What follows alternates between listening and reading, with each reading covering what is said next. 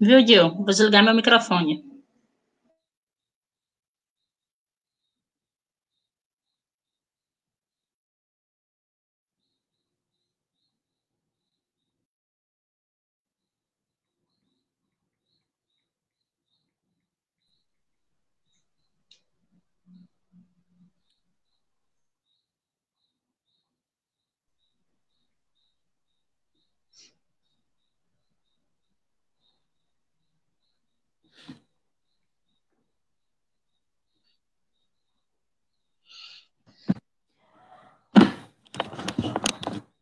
Nildo, boa tarde.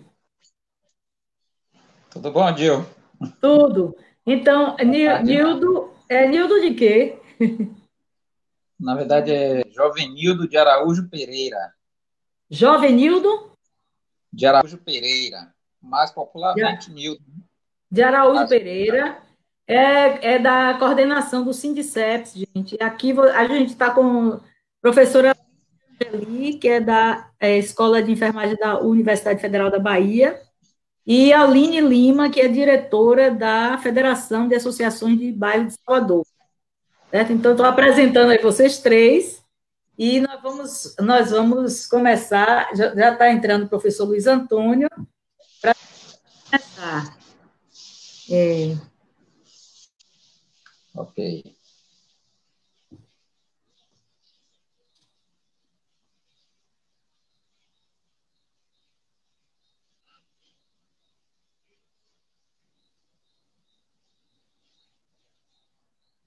bom, boa tarde a todos e todas. Nós já estamos ao vivo pelo Facebook. Essa é uma mesa redonda virtual, né? E o tema de hoje, o tema desse debate que nós vamos fazer é a Covid, né? Eu acho que o mundo todo está discutindo essa situação que a gente está vivendo de pandemia pela Covid-19, e nós vamos hoje conversar, abordar o impacto da Covid-19 nos, né, de Salvador.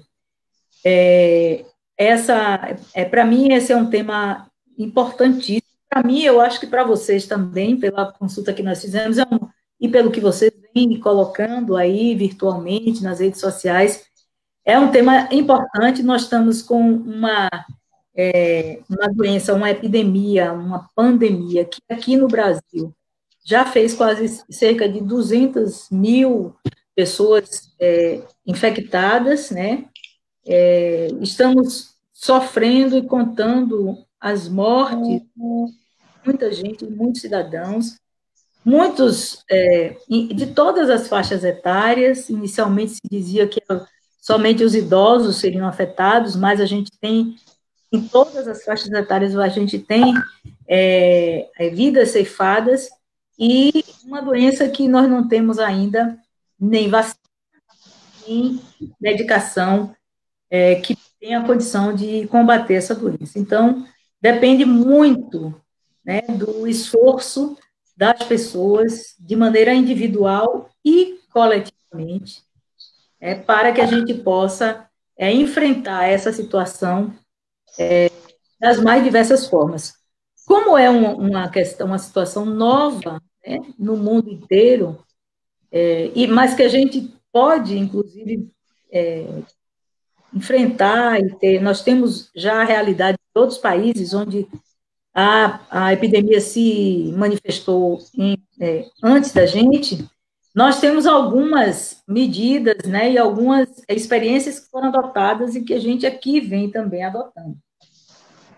No Brasil, né, a exemplo de outros países, houve muito, as ações foram muito voltadas para assistência hospitalar. É lógico, é uma doença muito grave, né, ela tem um potencial de agravamento, de infecção muito alto, de agravamento também muito alto.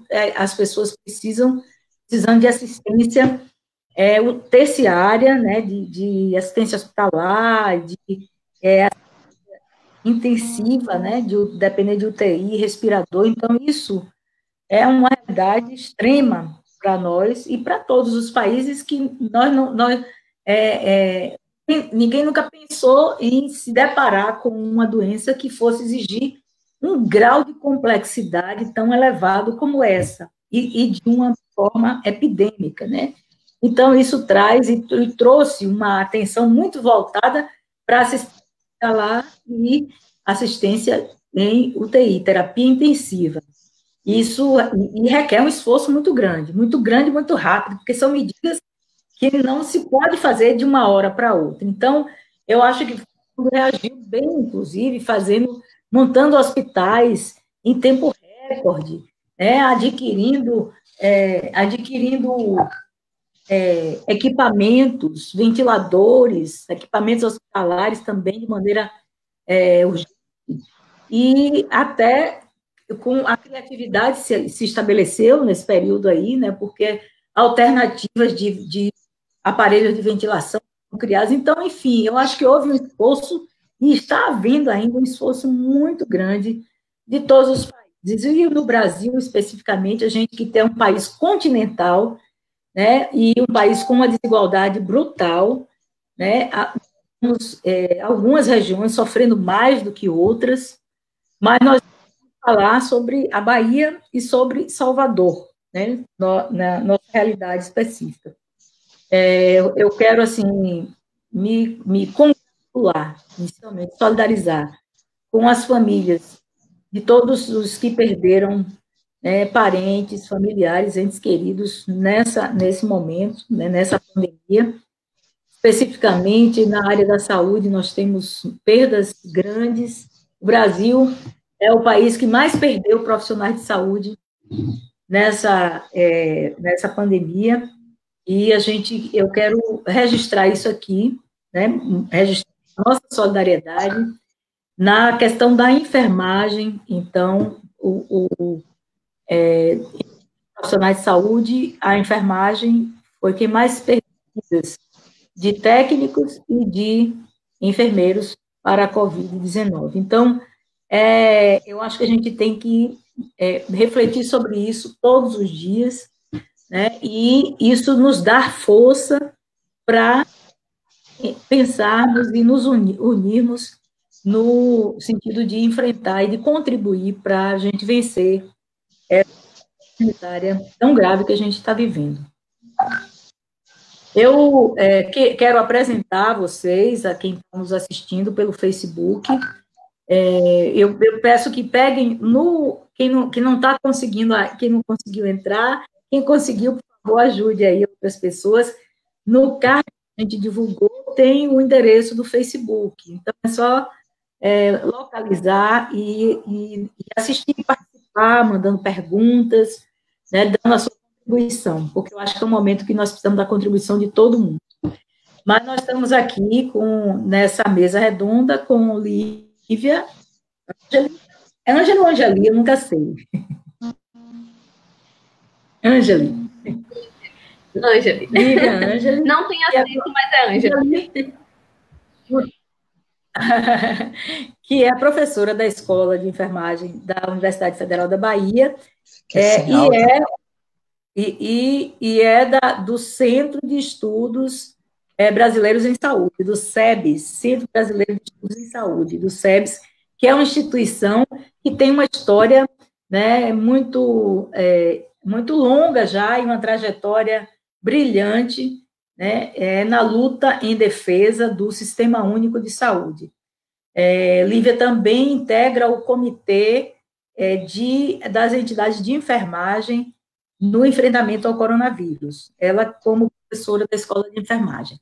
Nós estamos aqui, no lado esquerdo, com Nildo, né, conhecido como Nildo, José Nildo, que é diretor do Sindicato dos Profissionais dos Servidores Municipais de Saúde, ele que é agente de saúde e pode contribuir muito com esse debate nosso, que é sobre a pandemia, né, o impacto do coronavírus nos bairros de Salvador e o que é que a gente pode fazer para contribuir, né, nesse espaço aí para vencer a Covid-19. E estamos aqui também com a nossa amiga Aline Lima, que é diretora da Federação de Associações de Bairros de Salvador. A FAPES é uma instituição já anos, né? Já mais de 30 anos, aqui em Salvador, e, e tem uma história muito grande nas lutas urbanas, né, em defesa de bairro, em todas as áreas, saúde, moradia, educação. A FABES passou por um processo de baixos aí na história, na sua história, né, de atuação, mas atualmente vem tendo um protagonismo muito grande na luta dos moradores de bairro aqui em Salvador, e a Aline, inclusive, é membro de um comitê popular de tratamento à Covid. Então, é uma pessoa que tem uma grande contribuição nesse debate. A outra pessoa que nós estamos aguardando entrar é o professor Luiz Antônio, Luiz Antônio, presidente do Instituto dos Arquitetos do Brasil, o IAB, que também é uma instituição histórica, tá, na luta em defesa da cidade, por uma cidade melhor para todos, e tem o IAB constituiu um documento dando determinada forma de enfrentar a Covid na cidade de Salvador, e essa vai trazer essa contribuição para a gente. Então, eu gostaria de começar, pena que o professor Luiz Antônio não entrou ainda, a gente ia pensar em falar primeiro, apresentando, inclusive, um documento que foi encaminhado ao prefeito, mas vamos aguardá-lo, na hora que ele fala. Eu queria, então, passar a palavra para a Aline, né, para ela se posicionar, e em seguida a gente vai fazendo seguimento com as outras pessoas que estão na nossa tela aqui, tá bom? Boa tarde, quero saudar todas. Nildo, eu vou pedir para você deixar o seu microfone desligado enquanto a Aline fala, e as pessoas que quiserem podem já ir mandando as suas perguntas, né, preparando aí as suas colocações. Então, Aline, você tem 10 minutos, 10 a 12 minutos inicialmente, para a sua colocação inicial, e eu espero que a gente possa fazer um debate dinâmico, né, com participação de quem está nos acompanhando. Pode falar. Certinho, Dil. Boa tarde, né?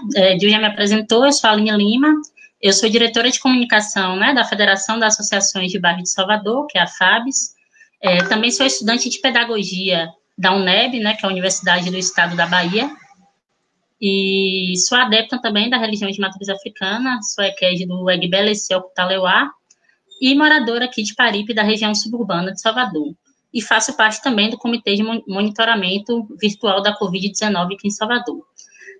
Eu gostaria de iniciar minha fala, né, agradecendo, né, a vereadora Ladilson Souza pelo convite, e, ao mesmo tempo, Dil, parabenizar por essa iniciativa, né, de um debate tão importante como esse, da importância, né, de compreendermos os impactos da Covid-19 aqui em Salvador, os seus desafios, quais são as medidas que estão sendo adotadas, né, para que possamos enfrentar essa pandemia, né, que tem atingido aí bastante o nosso povo. E, Dil, você é sempre parceira, né, dos movimentos sociais, uma lutadora aí em prol do povo soteropolitano. Então, deixar aqui essa saudação e também agradecimento pelo convite de participar desse espaço. E falar dos impactos da Covid-19 em Salvador, é necessário também que possamos refletir um pouco acerca do que está a nossa conjuntura política atual, né? Nós estamos aqui vivenciando uma crise política, né, envolvendo o governo Bolsonaro, e a cada semana a gente tem tido a oportunidade de acompanhar pelas mídias, pelas redes sociais, novos episódios, né, de denúncias, declarações, e uma gestão, assim, condenável à frente, né, ao enfrentamento a essa pandemia. Já acompanhamos, inclusive, né, em outras semanas, o Brasil, infelizmente, né, fora desse debate em relação à vacina contra a Covid, acompanhamos aí a saída dos ministros da saúde, né, o Mandetta, o Tate, e atualmente nós estamos cerca de 13 dias sem o ministro da saúde, né, porque todos abandonaram essa barca furada e desgovernada de Bolsonaro. E dos últimos episódios, assim, que inclusive me chamou bastante a atenção, que foram essas polêmicas envolvendo a reunião ministerial, que eu acho importante, né, citar também. Teve vários desdobramentos, né, as falas dos ministros ali que foram absurdas, de um nível alto de desrespeito. tendo destaque, inclusive, né, essa fala do ministro da Educação, a de Guedes e a do próprio Bolsonaro. E, com tudo isso, o Brasil, infelizmente, tem se tornado o epicentro dessa pandemia, né? Com esses dias feministas da saúde, né, no meio da maior crise, né, epidêmica do século, a gente vem vivenciado momentos muito difíceis, né, para o enfrentamento, inclusive, dessa Covid-19, né. Bolsonaro, ele decide multiplicar os riscos à vida da pandemia, né, quando ele se confronta, ele resolve, na verdade, confrontar a ciência, ele assume a responsabilidade histórica pela politização da epidemia, a gente vem vivenciado aí, né, inclusive diversas entidades solicitaram a suspensão imediata, né, do protocolo ali, do Ministério da Saúde, que permite o uso da cloroquina aqui no país, e a gente vem acompanhado, né, que mesmo apresentando que tem prejuízo para a saúde, o governo Bolsonaro ainda insiste ainda em usá-las. Mas o que mais me chamou a atenção, né, nesse debate da reunião ministerial, que eu acho que é preciso destacar aqui, que essa reunião não coloca o combate ao vírus no centro do debate.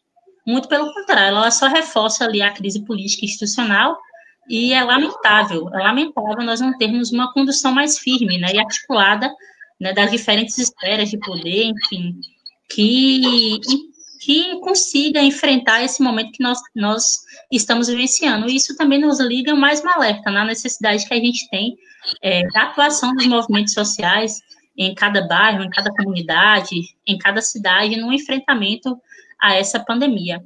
E com esse desgoverno, a gente estamos chegando aí, contabilizando mais de 26 mil mortes pela Covid aqui no Brasil. E mais dois fatores que é importante apresentar aqui, que é essa questão da crise, né? Teve, inclusive, uma pesquisa do Datafolha, que foi ontem à noite, mostra alguns dados importantes, né? Que há uma avaliação da atuação do presidente em relação ao combate à pandemia do novo coronavírus. Bolsonaro tem reprovação de 50%, né? E a aprovação é em torno de 27% dessa gestão, né, acerca da gestão de crise do coronavírus. Mas, pulando um pouco sobre essa questão da conjuntura, a gente vem vivenciado nessa situação da pandemia, criada por essa pandemia, ela desnuda as mais agudas desigualdades sociais e econômicas que já existem, né, já existentes. Embora a gente tenha, né, a gente faz uma avaliação, né, que o vírus, né, tem entrado no país pela classe média alta, né, que regressou de viagens ao exterior, a população das camadas mais pobres é as que tendem a sofrer mais impacto, né, da pandemia do novo coronavírus, ou, na verdade, vem sofrendo mais com esses impactos. Se bem verdade que a doença, ela não escolhe quem ela vai infectar, de acordo, né, com o seu nível social, com sua classe social, é bem verdade também que os seus efeitos sobre quem foi infectado tende a variar muito, né, de acordo com a classe social que aquele indivíduo pertence, né, então as condições de vida das pessoas expõem maior ou menor intensidade ao contágio, e principalmente tem influência decisiva sobre as suas chances de sobrevivência, porque historicamente, né, a gente tem um país que se estrutura, né, de forma urbana, privilegiando em termos, né, principalmente de infraestrutura, condições de moradia, os bairros onde habitam os mais ricos, né, delegando, infelizmente, esquecendo, né, e dando total ausência, inclusive, né, dificuldade de políticas públicas nas áreas mais pobres, né, das cidades, onde, inclusive, tem o maior número de concentração de habitantes, enfim, onde tem uma enorme precariedade, com falta de questões básicas, né, como água, assistência básica à saúde, entre outros. Mas falando um pouco sobre esse debate aqui de Salvador, a gente tem avaliado, inclusive, nas nossas andanças aqui pela cidade de Salvador, que nas comunidades soteropolitanas, nosso povo vem sofrendo bastante, né, com os efeitos da Covid, porque tem se intensificado o desemprego, ou a alta informalidade do trabalho, tem se intensificado, inclusive, né, as mais variadas desigualdades de renda, então os efeitos têm chegado de forma mais aguda, né, nas periferias soteropolitanas. E um fator também é a questão da transmissão, né, dessa Covid, que vem ocorrendo de forma mais rápida, principalmente nos bairros populares, porque esse é um espaço que é onde existe, né, maior número de pessoas em relação à densidade de população residente. Boa parte, né, dessa população é aglomerada, empobrecida, né, dificuldade de renda, com pouco ou nenhuma informação, E é importante que a gente consiga compreender também que a moradia influencia bastante nesse processo nosso de transmissão, né, da doença. Porque muitas das vezes a gente encontra uma residência, né, com vários problemas devido ao tamanho, né, muitas vezes pequeno, muito denso, dificuldade de ter um isolamento ali, das pessoas conseguirem se isolar dentro dessa casa, muitas dessas casas, né, com poucas condições de conforto ambiental, casas que têm pouca circulação de ar, né, o suficiente, e isso ajuda, inclusive, né, a potencializar doenças alérgicas e agravar também, né, o espaço do contágio do próprio coronavírus. E é importante a gente poder compreender também que nas escalas dos bairros periféricos, que o acesso a serviço, né, da saúde é mais difícil. As pessoas estão mais isoladas. A gente vem vivenciado, inclusive, nesse último período, nos últimos anos, o sucateamento do SUS, né? A gente vem vivenciado isso nesse último período e com essa pandemia fez com que agravasse. Outro fator também importante que a gente tem observado também nesse último período é a questão do transporte, né? Que as pessoas têm a necessidade, ali, infelizmente, de se deslocar por esses coletivos. Mesmo dos esforços feitos, né, aí pela Prefeitura de Salvador, que estejam tomando, né, as medidas formais, jurídicas, de saúde, efetivamente o transporte não é um dos melhores, né? E as pessoas estão ali tendo que utilizar o transporte, essa parte, né, vivendo sobre pressão, seus patrões, a necessidade de trabalhar, ter que se transportar, enfim. Ou seja, a gente tem encontrado nas comunidades, né, que já lidavam ali com as condições sanitárias mais frágeis, tendo com essa situação da pandemia, essa situação toda tem piorado, né, tem sido um potencializador, inclusive, né, a gente já encontrava muito ali a fragilidade sanitária, urbana, e a pandemia veio com mais força, inclusive, né, reforçando essas problemáticas que já existentes nessas comunidades, e somando a questão do acesso do transporte, né, que já é um transporte ruim também, né, um transporte que não é de qualidade, que também não favorece o distanciamento social, e ainda com essas situações das comunidades, a gente tem percebido que esses problemas têm se aflorado, né, uma série de questões, né, em cascatas, né, que problematizam bastante, especialmente, né, o lugar de contágio, enfim, o controle das comunidades, desses bairros, dessas favelas. A gente tem acompanhado, né, medidas importantes, o prefeito, né, de Salvador decretou ali a quarentena em torno de 25 de março, essas medidas têm sido renovadas, né, nesse último período, a gente vem trabalhando bastante, né, o nosso estado em si, a nossa cidade, vendo, inclusive, na contramão, né, do que tem feito o governo federal, né, que o governo federal não tem anotado essas medidas, e o governo da Bahia, a prefeitura, vem tomando diversas medidas, né, no sentido de amenizar mais os efeitos dessa Covid aqui, tanto na Bahia quanto em Salvador.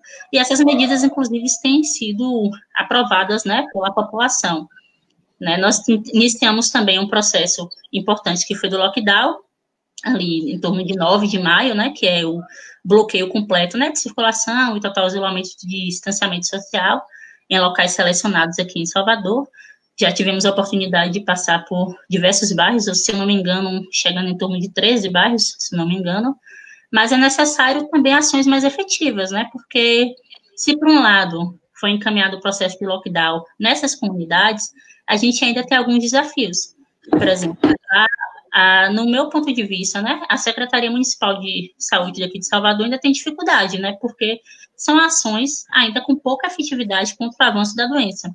E, às vezes, infelizmente, a gente tem muita propaganda e ação efetiva ali tendo muita dificuldade, porque nos bairros que nós tivemos a oportunidade de acompanhar todo esse processo do lockdown, né, os testes estão sendo realizados de forma aleatória, né, em pessoas transitórias, né, que apresentam ali de forma voluntária, se apresentam nas tendas.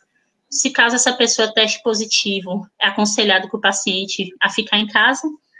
Então, a gente, inclusive, tem visto nesse último período, né, o crescimento dos casos das Covid, né, nas regiões periféricas, por exemplo, aqui no subúrbio ferroviário, nós temos mais de 400 casos, a ampliação também ali dos casos na região do Uruguai, enfim, né, que são lugares também com alta densidade populacional, e a gente tem esse desafio, né, de ter, com esse aumento, né, das tendências de taxa da transmissão, a gente requer que tenha um imediato lockdown, né?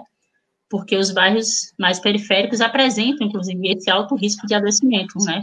Então, para além de decretar o lockdown, eu acho que é necessário uma testagem em massa, com isolamentos nos hospitais de campanha, né, dos casos mais leves e médios, inclusive porque a gente tem apresentado, né, uma pesquisa feita pelo IBGE, que apresenta que em torno de 11,5 milhões de brasileiros moram em casas superlotadas, ou seja, né, que abrigam mais de 3 pessoas por dormitório.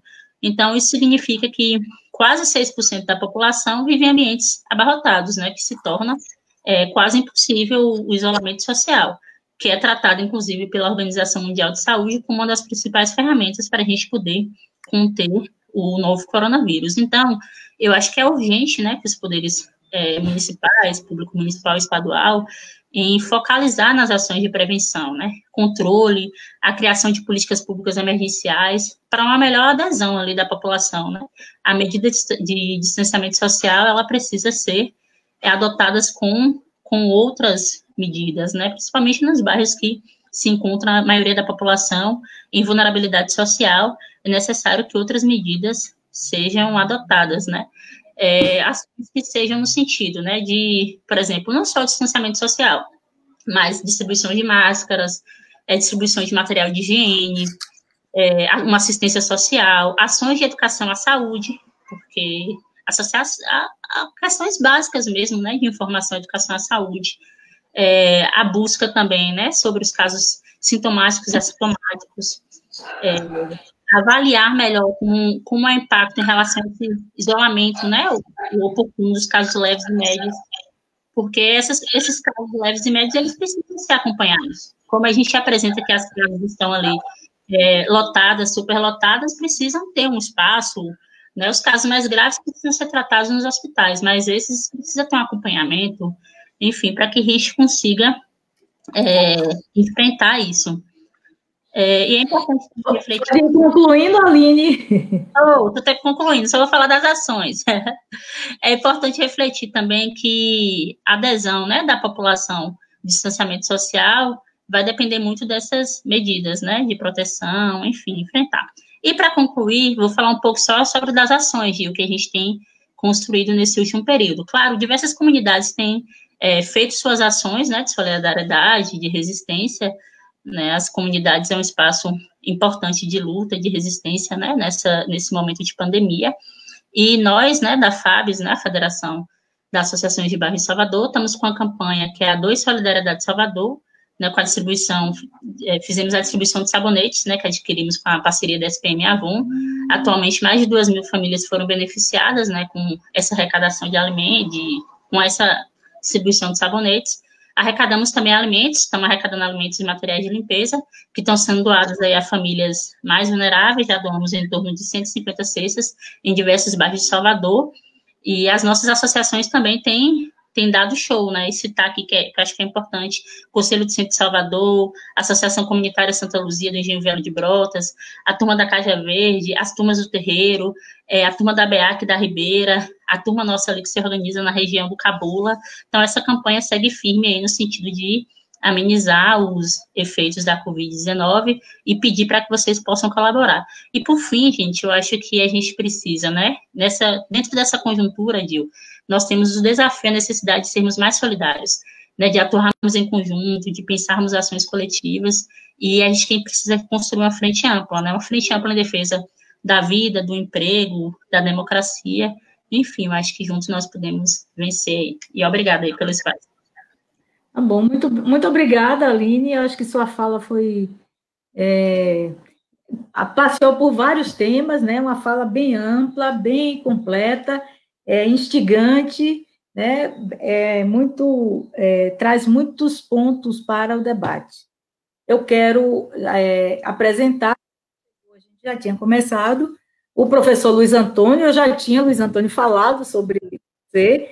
Muito obrigada, né, por você estar aqui nessa sala de debates conosco. Nós estamos sendo acompanhados pelo Facebook, e você tem aí como parceiro nessa mesa a professora Lívia Angeli, que é da Escola de Enfermagem da UFBA, do Centro Brasileiro de Estudo em Saúde, do SEBS. a Aline Lima, que estava falando, que é da FABES. E temos Josenildo, que é do Sindicato dos Servidores Municipais de Saúde, e ele que é agente de saúde.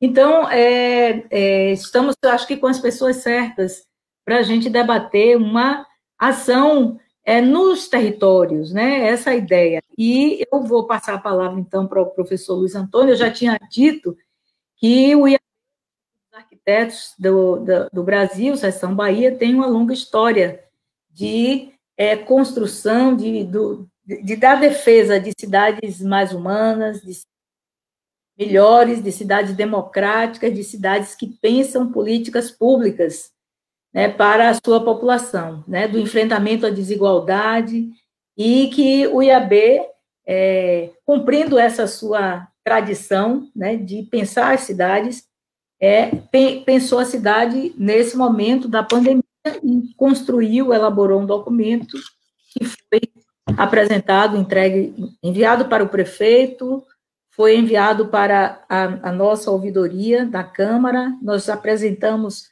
e foi transcrito para os anais da Câmara, chamando a atenção para a necessidade dessa ação, né, mais local, né, ação nos territórios, para que a gente possa ter um investimento mais na prevenção, na promoção, né, que, junto com as ações assistenciais e hospitalares, eu acho que podem ajudar a vencer a Covid-19. Então, vou passar imediatamente ao professor Luiz Antônio para falar sobre esse tema. Nós estamos pensando, assim, 10 a 12 minutos, né, 15, fica à vontade, professor. Bom, eu vou... boa tarde, cumprimentar aí meus parceiros de mesa, primeiro a nossa querida vereadora Ladice, depois os também queridos Lívia, Aline e Josenildo, e começar a conversar um pouco, né? Eu sou de formação profissional arquiteto, então, estou aqui falando na condição de presidente do Instituto de Arquitetos, ou seja, vamos tentar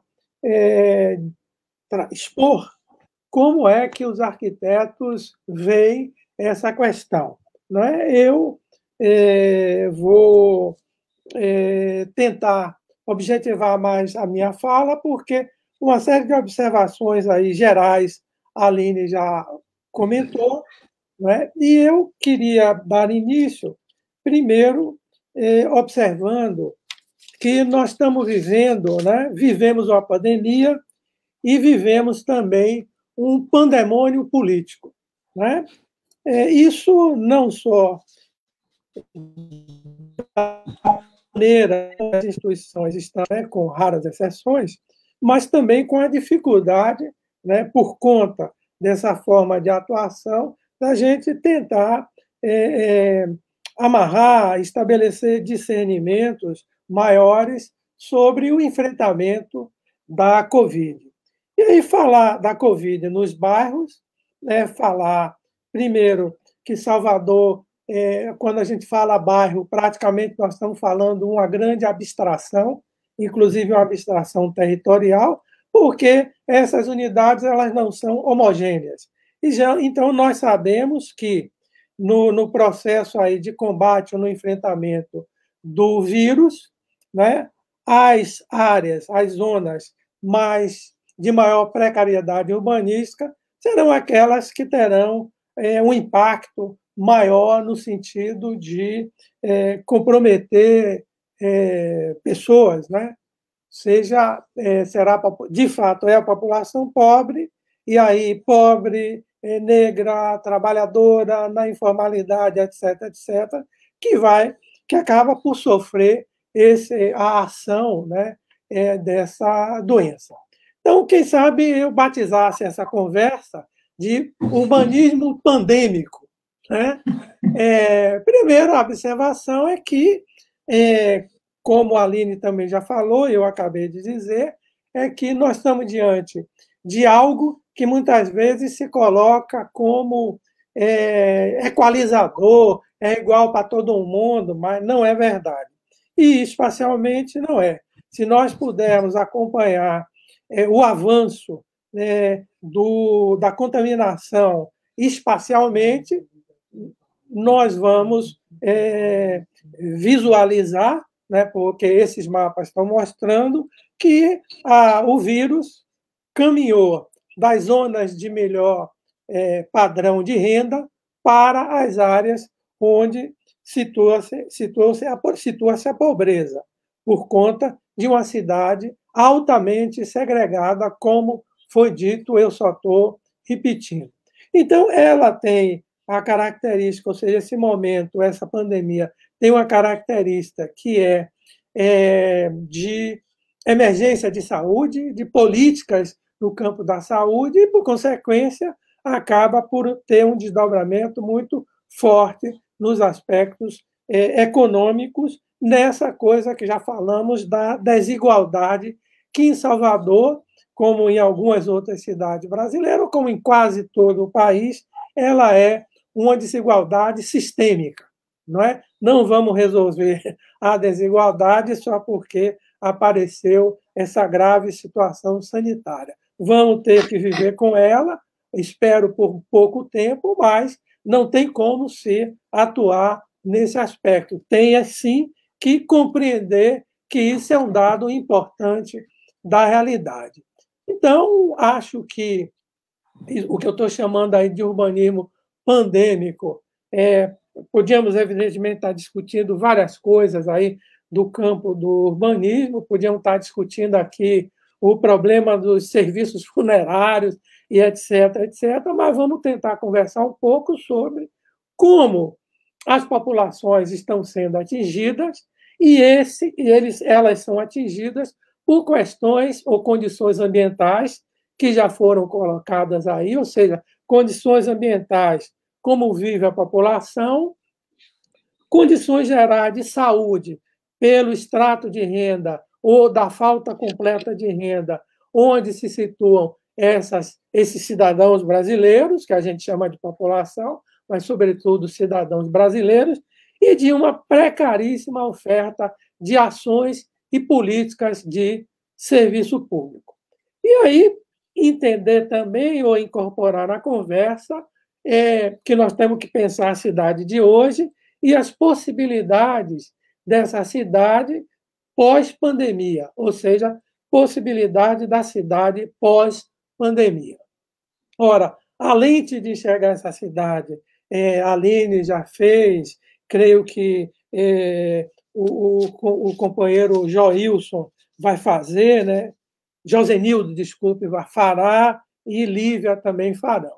Mas por que a gente entra, ou seja, muitas pessoas, às vezes, elas desconhecem em si o alcance do trabalho do arquiteto, muitas vezes do urbanismo, porque não são, vamos chamar, de instrumento de desenvolvimento econômico e social que chegam, sobretudo, ao conjunto da população pobre, que em Salvador ela é 60% da população, para evitar discussões, né, de se é 70%, se é 60%, ficamos, então, nos 60%. Então, a origem do próprio urbanismo ela teve muito colada às questões relativas à cidade, né? Sem querer ir muito para trás, mas as primeiras leis de saúde pública elas se estruturaram, né? Por exemplo, na Inglaterra, em 1948, já tinha lei sobre saúde pública, a França vai ter depois, e o Brasil vai ter muito depois essas leis. Todos nós que tivemos a oportunidade de passar pelos bancos escolares, ouvimos falar do que foram as ações do destacado médico sanitarista Oswaldo Cruz, né, a revolta da população. E essa revolta ela é curiosa, depois eu vou articular com o objeto da nossa conversa. Por que essas revoltas ocorreram, as revoltas da vacina? Porque ninguém explicou qual era a importância dessa vacina, ou seja, e por que a obrigação de tomar essa vacina. Ora, nós entramos tardiamente na discussão da saúde pública na perspectiva da saúde do trabalhador. E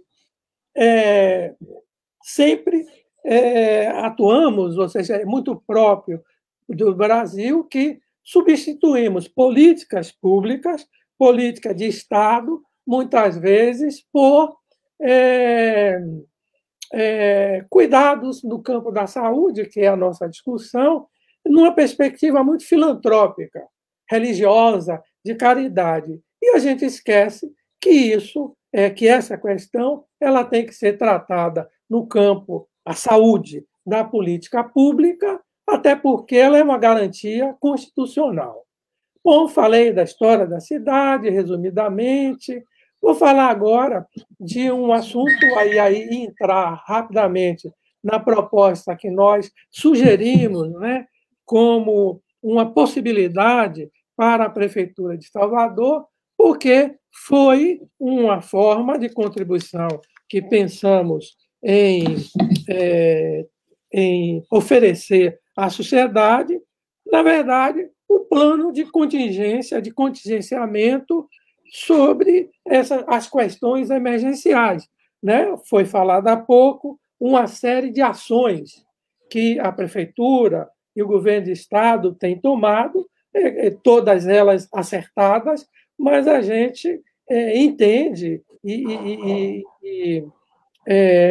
que são ações que elas não estão costuradas em cima de uma política pública, né, específica, com a preocupação de uma situação de emergência,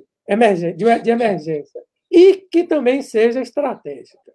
Então, aí eu vou rapidamente, eu sei que meu tempo já está passando, se que já não passou, mas lembrar o que é que nós propusemos.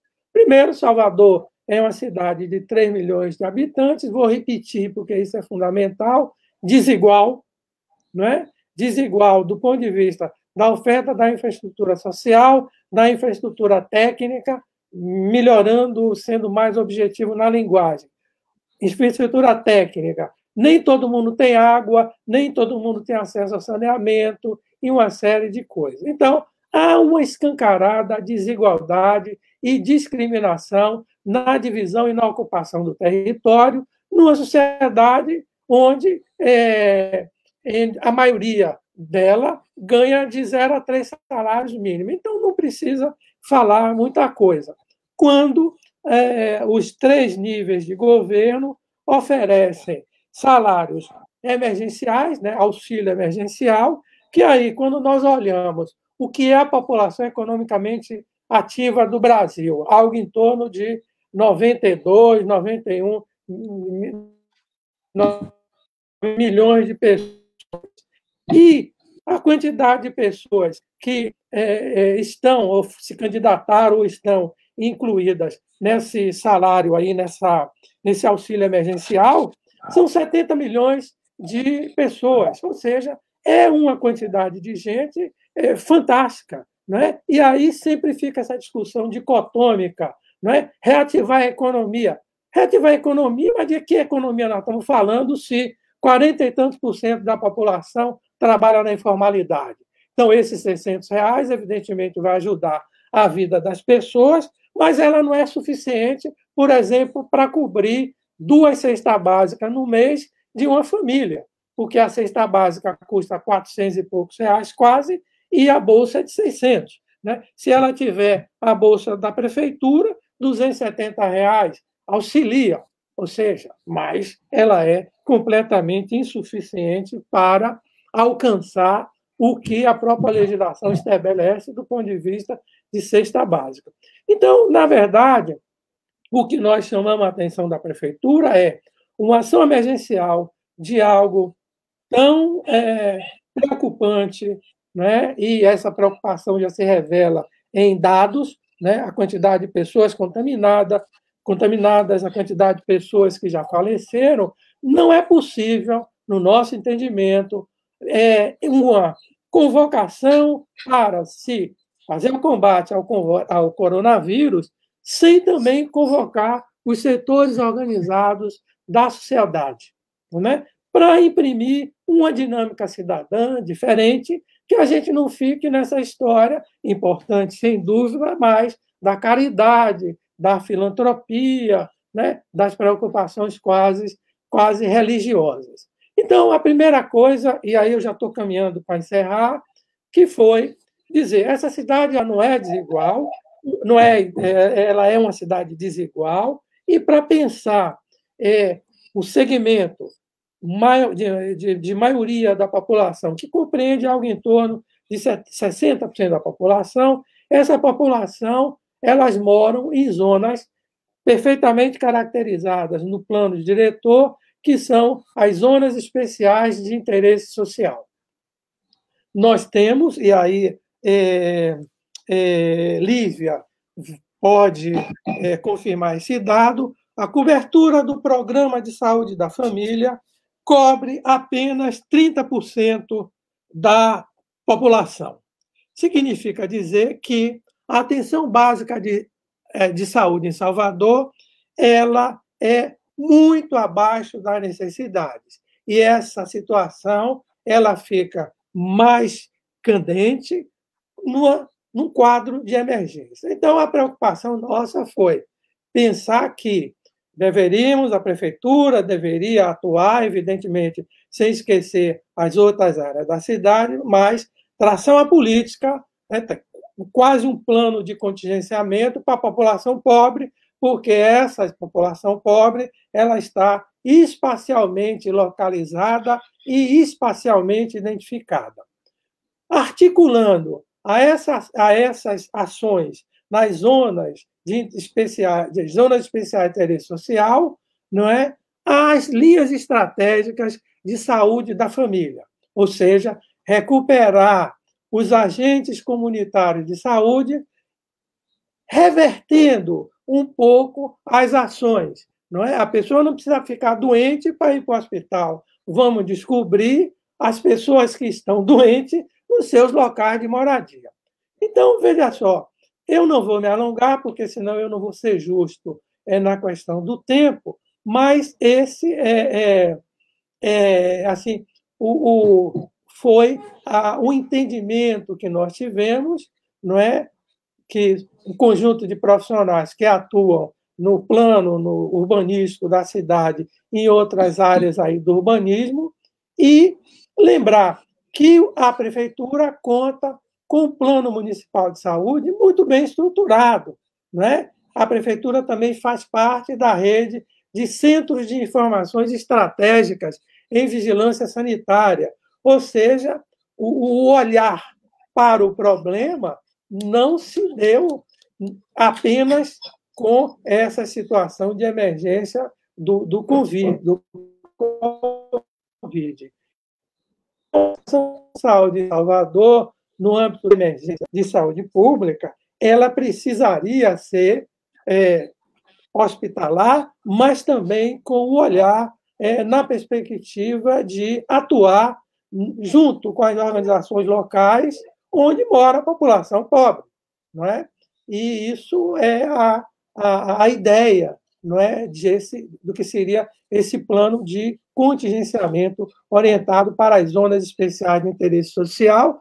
E, com isso, acreditamos que isso é muito menos abstrato do que essa coisa de bairros, não é? Do ponto de vista de ações efetivas, né? Então, assim, em linhas gerais, era esse o nosso discurso. Lembrando também que essas ações elas poderiam também objetivar não só o enfrentamento do Covid, mas também outros surtos epidêmicos que a gente, às vezes, esquece, né? Dengue, zika, chikungunya, influenza, né? Que esse agora é o período onde sobretudo, esses surtos epidêmicos se apresentam e se associam a essa pandemia. Então, era essa, assim, a observação que eu teria para fazer, e lamento ter passado um pouco do prazo, né? Eu preciso treinar um pouco para esses 10, 15 minutos, né? Obrigado. Mas, muito obrigada, professor. A gente fala 10, 15 minutos em função do tempo global, mas é óbvio que a gente flexibiliza e queremos também reservar um pouquinho para o debate. Claro, mas muito boa a sua intervenção, consistente, eu acho que aprofunda, né, as questões que a Aline colocou e dá uma deixa aí muito grande para a Lívia, né, que vai falar agora. Eu não sei o que aconteceu, que Nildo saiu aqui, desapareceu, não sei se a internet dele caiu, vou pedir a Lucas, que está nos ajudando aqui nos bastidores, para fazer contato com o Nildo para ver o que aconteceu. Então, Lívia, por favor, com uma palavra. Gente, boa tarde, Aline, mais uma vez, estou tendo a oportunidade de conhecê-la aqui. Boa tarde, Luiz Antônio, que a gente já lhe conhecia dos debates e acabo pela minha inserção no BR Cidades também por conta do SEBS, acaba sendo um lugar comum onde a gente transita. E, assim, agradecer a Dil pelo convite e parabenizar também ao mandato, né, de Aladilson, que sempre combativo, sempre trazendo questões importantes e sempre pensando, ajudando a pensar a cidade de Salvador, né, e o estado da Bahia. Eu acho que são momentos importantes. Acho que quanto mais a gente furar a nossa bolha e dialogar com as pessoas, né, eu acho que se já era importante antes, agora ele se torna fundamental, né? Então, muito grata de estar aqui partilhando esse espaço e dar boa tarde a todo mundo que está assistindo ou quem vier assistir depois, né, no que fica aí online. A minha fala, lógico, eu venho da Universidade, né, Federal da Bahia, né, como professora, mas muito do que eu vou colocar aqui vem também de outros espaços, né, do próprio SEBS, que é o Centro Brasileiro de Estudos de Saúde, que aí a gente se articula com outros movimentos, a exemplo do BR Cidades, mas também, né, da nossa militância em defesa do SUS, né, desses espaços, das próprias entidades de enfermagem também, né, da ABEM, né, do contato com os nossos sindicatos, com as nossas entidades, e que agora estamos fazendo um trabalho bacana, que a Dil também acompanha aí, que é o Comitê de Enfermagem para o Enfrentamento da Covid aqui na Bahia. Então, assim, acho que está sendo uma experiência muito boa de articulação e que tem dado para a gente um diagnóstico muito bom também da situação, né, assim, de quanto nós também precisamos nos movimentar, né? Então, assim, a conjuntura é árdua, a conjuntura traz para a gente desafios incríveis, como o Luiz já colocou, assim, não é uma crise só sanitária, né? E aí, para isso, a gente se coloca diante de muitos desafios dos outros âmbitos, sociais, políticos, né? Da política econômica também. Então, assim, Luiz Antônio já trouxe um pouquinho, você mexeu num ponto que eu gosto, Luiz Antônio, que é a parte da história da Bahia, e me dedico um pouco a estudar a história da saúde pública na Bahia, e você falando aqui, já foi pensando, né, fui pensando quantas epidemias a Bahia já viveu, a cidade de Salvador viveu, mas que a nossa geração, para a nossa geração, né, numa proporção dessa, é a primeira, né? Então, assim, as grandes epidemias tinham sido em séculos anteriores, né? Então, a gente tem aí as histórias de epidemia de febre amarela, de cólera lá, até o século XIX foram as duas importantes, mas já tinha tido de febre amarela antes também. A gente teve gripe espanhola, então são as grandes epidemias. Mas, ao mesmo tempo, como você mesmo lembrou, a gente também sempre conviveu com outras epidemias, ou até mesmo com outras doenças que deixam de ser epidêmicas, mas continuam com a grande mortalidade, o que a gente chama, né, das endemias, e a gente continua com elas e quanto que elas também se apresentam de forma desigual na comunidade. Então, acho que todo o enfrentamento que nós temos agora da epidemia, né, da Covid-19, ela também se associa com um conjunto de outras coisas que foram negligenciadas ao longo do tempo, né, e que já gera desigualdades, né, tanto desigualdades sociais, mas desigualdades também no acesso ao serviço e nas condições de saúde. Basta a gente ver que hoje em Salvador, né, nós temos um índice altíssimo de tuberculose, nós continuamos com um índice altíssimo de hanseníase, de sífilis, todas essas doenças que já tem cura, que já tem tratamento e que a gente ainda consegue, né? Então, assim, é pensar a pandemia para além da pandemia, porque, assim, hoje a gente está vivendo uma doença que ainda não tem um tratamento específico, que ainda não tem uma prevenção específica sob forma de vacina, né? E que a gente está, assim, ou a gente previne para que as pessoas, com medidas, né, de distanciamento, para pelo menos diminuir o número de casos, ou a gente vai ter uma coisa que foge do controle, né? Porque se nas outras que já tem tratamento a gente já não consegue dar conta, imagine essa agora. Então, esse é um primeiro ponto que eu gostaria de chamar a atenção, justamente porque é disso aí que vai o enfrentamento na cidade, né, as ações que acontecem na cidade e, sobretudo, nos diferentes bairros.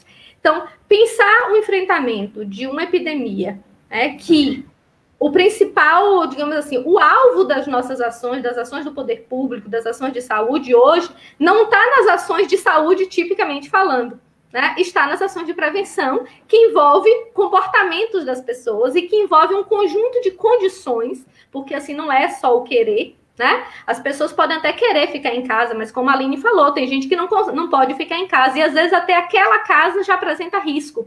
Então, assim, não é só uma questão comportamental, é uma questão também de condições outras, ou seja, é uma pandemia que está escancarando, né, o quanto as desigualdades sociais, nós que somos da saúde coletiva, que falamos tanto dos determinantes sociais da saúde, né, porque a gente não trabalha só com o aspecto biológico, então a saúde coletiva, eu fico brincando nos últimos tempos, infelizmente a gente precisou de uma pandemia, né, para escancarar o que a saúde coletiva vem tentando falar há 30 anos nesse país. Ou seja, que a gente não trata a saúde apenas do ponto de vista biológico e apenas com serviços de saúde, tipicamente falando, mas que a gente tem que pensar nesses determinantes sociais da saúde. E a epidemia está mostrando isso agora. Ela está mostrando isso, primeiro, porque ela está dependendo muito mais de ações fora da saúde para conter, eu preciso de uma política econômica, eu preciso de produção de produtos, né? Ou seja, produção de produtos até é redundante, não é assim, eu preciso reordenar a produção industrial do meu país nesse momento, está mostrando para a gente que não adianta a gente ter um SUS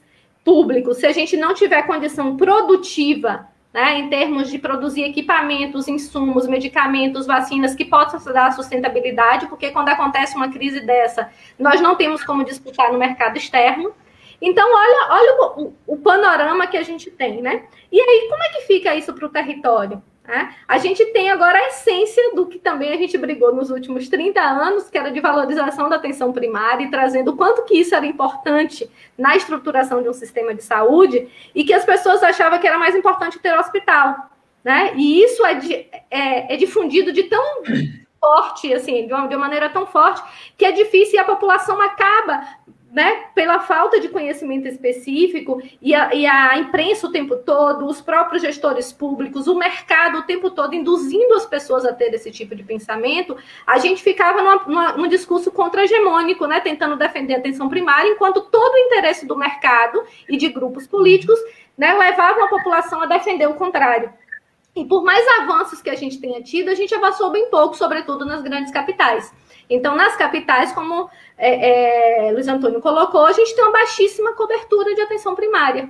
E aí, quando eu falo de atenção primária, mas é só não ter o posto perto de casa. Não, não é só ter o posto, porque a atenção primária, ela é a porta de entrada do sistema.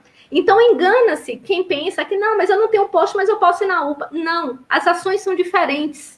Né? A partir do momento que eu não tenho atenção primária, eu não tenho essa unidade no meu bairro, perto de minha casa, eu não tenho um acompanhamento regular. E se eu não tenho um acompanhamento regular, eu não tenho nem, assim, não consigo que os meus problemas sejam acompanhados para que eles não venham se agravar e eu venha precisar de assistência hospitalar, como também o trabalho da atenção básica dessas unidades, né, dos bairros, elas não se resumem só ao atendimento, porque ela se resume a um reconhecimento do território, a um reconhecimento de fatores de risco, a trabalhar os fatores de risco, né? Ela pressupõe uma articulação com esses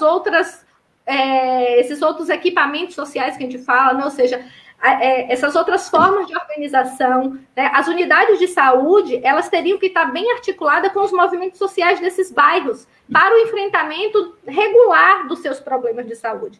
Então, é isso que está se mostrando agora essencial. Olhe como nós estaríamos numa situação mais confortável se nós agora tivéssemos toda essa rede estabelecida. Imagine aí como seria mais fácil a gente reordenar o trabalho, a gente replanejar ações de saúde e até mesmo ações de outras áreas da administração pública, se hoje nós estivéssemos com o mapeamento de todos os bairros, com todas as famílias cadastradas nos tablets dos agentes comunitários de saúde, onde a gente soubesse a ocupação, o perfil dessa população em cada bairro, onde estão os maiores fatores de risco para o adoecimento, onde tem mais gente com problemas crônicos que precisaria de um olhar, de um monitoramento melhor. Se a gente tivesse hoje, né, toda essa população cadastrada, para que a gente pudesse, a unidade de saúde da família pudesse ligar para as pessoas e monitorar por telefone, para que elas não precisassem se expor ao risco de ir numa unidade. Então, é um conjunto de coisas, né? Imagine, como a Aline colocou, a gente faz o teste, muitas vezes as pessoas estão indo fazer o teste e diz, vão para casa. Mas quem é que vai monitorar essas pessoas em casa? Quem é que vai, né, ver se as condições... Porque, assim, para a gente, profissional de saúde, é muito fácil dizer se isolem, né, tenham os cuidados de biossegurança, mas a população, ela sabe o que isso significa? Ela sabe o que fazer nesses momentos? E aí é engraçado, né, para não dizer trágico, porque, assim, é nesse momento que a comunidade ela está nos ensinando, né? Porque, assim, eu falo nós porque, assim, não é só a culpa do Estado. Eu acho que também, assim, os profissionais de saúde, é todo um processo, né? A gente vive, é um sistema que uma coisa vai, né, levando a outra. Então, assim, a gente tem um modo de pensar a saúde, né, que é ainda muito focado na doença, que é muito focado numa formação para tratar doenças e que, às vezes, a gente tem uma dificuldade muito grande dos profissionais, onde tem unidade de saúde da família, por exemplo, de fazer essa articulação com a sociedade, né? Não só pela dificuldade dos profissionais, né? Assim, mas a gestão, às vezes, é impeditivo, porque o processo de você se articular com a comunidade gera atritos políticos que, às vezes, não interessa a quem está na gestão. Então, é uma série de coisas que acontecem nesse momento. E aí, a comunidade agora está nos ensinando. Olha o que Paraisópolis fez, olha o que o pessoal daqui de Salvador está fazendo, olha o que o pessoal de Conquista está fazendo, no Rio de Janeiro, ou seja, as comunidades estão se organizando tanto para ações de solidariedade, mas também de monitoramento, ou seja, é a comunidade que está fazendo ações de vigilância epidemiológica que éramos nós, profissionais de saúde, que éramos para estar fazendo nas nossas unidades de saúde. Então, isso dá duas análises, né? Tanto assim, para que os serviços e os profissionais e as gestões reconheçam que esse papel, o quanto é importante, e a população também entender, poxa, isso aqui que a gente está precisando fazer era para o Estado estar fazendo, a gente está tendo que assumir aqui, e não dá para substituir, né? Então não vamos achar que a gente vai substituir o Estado, não seria interessante. Sociedade civil organizada tem que fazer o papel de sociedade civil organizada, Estado tem que fazer o papel de Estado, né? Então, eu acho que esse vai ser o momento que a gente precisa não só fazer ações de solidariedade, mas também aproveitar a potência política que nós temos a partir dessa articulação para a gente cobrar as ações que o Estado não está fazendo. A gente poderia agora estar, inclusive, gastando energia fazendo outras coisas, né? E a gente está tendo que suprir a ausência do Estado. Então, eu também acho que já estou quase chegando no meu tempo, se não já cheguei. Eu acho assim, é importante essa organização, né, da comunidade, e é importante que a gente atue, né? Hoje é um dia para a gente está com uma campanha, né, que foi puxada nacionalmente em defesa dos serviços públicos, né? A gente está aproveitando o gancho justamente de se os países do centro do capitalismo, como os países europeus, estão agora reconhecendo que precisam de mais serviços públicos, eu acho que é o gancho que a gente precisa, né, para contra-atacar nesse discurso neoliberal tão retrógrado que está acontecendo no nosso país, né? Porque não é nem conservador, é retrógrado. Então, a gente precisa, agora, defender serviço público, né? Porque serviço público é que dá dignidade, né, da vida neste momento. Então, a gente, né, a partir da defesa do SUS, também defender o conjunto de serviços públicos. E aí, hoje, a gente lançou uma campanha, estamos compartilhando a hashtag em defesa do SUS, né, e compartilhando um coração azul pelo fato... É uma campanha que surgiu na Espanha com coração verde, porque lá o símbolo da saúde é verde. Aqui o nosso SUS tem um símbolo azul, a gente está compartilhando o coração azul e fazendo subir nas redes a hashtag em defesa do SUS, porque para a gente tentar, a partir disso aí, claro, é só uma ação mínima, mas é uma ação para que isso ganhe a pauta, né, nas redes sociais e que a partir daí a gente começa a fazer um conjunto de coisas para realmente defender o sistema público. Não tem como defender serviço público sem financiamento público, sem mexer, e a população às vezes está sendo induzida, né, por esse governo, esse desgoverno, às vezes a querer reduzir. O governo às vezes está sendo legitimado a fazer redução no orçamento das políticas sociais. E a gente precisa contra-atacar com informação de qualidade, né? Então eu convido a todos a postarem nas suas redes sociais, né? E aí, para encerrar, eu colocaria, não tem como sustentar um SUS sem sustentar ações de saúde nas comunidades a partir da atenção primária. Não existe SUS sem porta de entrada. Se eu pensar o SUS só a partir de hospitais e UPAs, nenhum sistema do mundo se suporta, assim, do ponto de vista financeiro, né? Não tem sustentabilidade financeira, e também não tem mudança nas condições de saúde da população. Então, eu quero deixar para o debate, eu fiz só uma fala, é muita coisa, né? Mas, assim, fico aberta aí para contribuir no que as pessoas quiserem, tá? Para a gente estar tocando. Muito obrigada, Aline. Aline. É um prazer estar com a Aline. Muito obrigada, Lívia. Também muito importante sua fala, rica, e eu acho que contribui para a gente alimentar o debate, né? Levantou questões importantíssimas. Eu queria reforçando essa questão da defesa do SUS, eu acho que nós precisamos de uma grande mobilização nacional, inclusive pela revogação da emenda constitucional 95, que em 2016, setembro de 2016, foi aprovada e congela os investimentos no Sistema Único de Saúde, na educação e outras políticas por 20 anos. Né? PEC da morte. A PEC da morte, pois é, a PEC da morte. Mas antes de passar para Nildo, que tinha sumido e voltou agora, ainda bem, eu quero dizer que nós estamos aqui sendo acompanhados por Kilson, que é o presidente da Federação de Bairro de Salvador, e está parabenizando o debate, né? E parabéns também pelo trabalho da FABES, Kilson, né? Você que é um lutador também nessa cidade, Dalva Messias, a Liga Baixense de São Gonçalo, Kiliane Carvalho, dizendo que é importante despertar a consciência da população para o distanciamento social. E eu depois vou lendo outras mensagens que estão chegando. Mas, só para situar, Nildo, você estava acompanhando ou você se desligou? Estava acompanhando, né?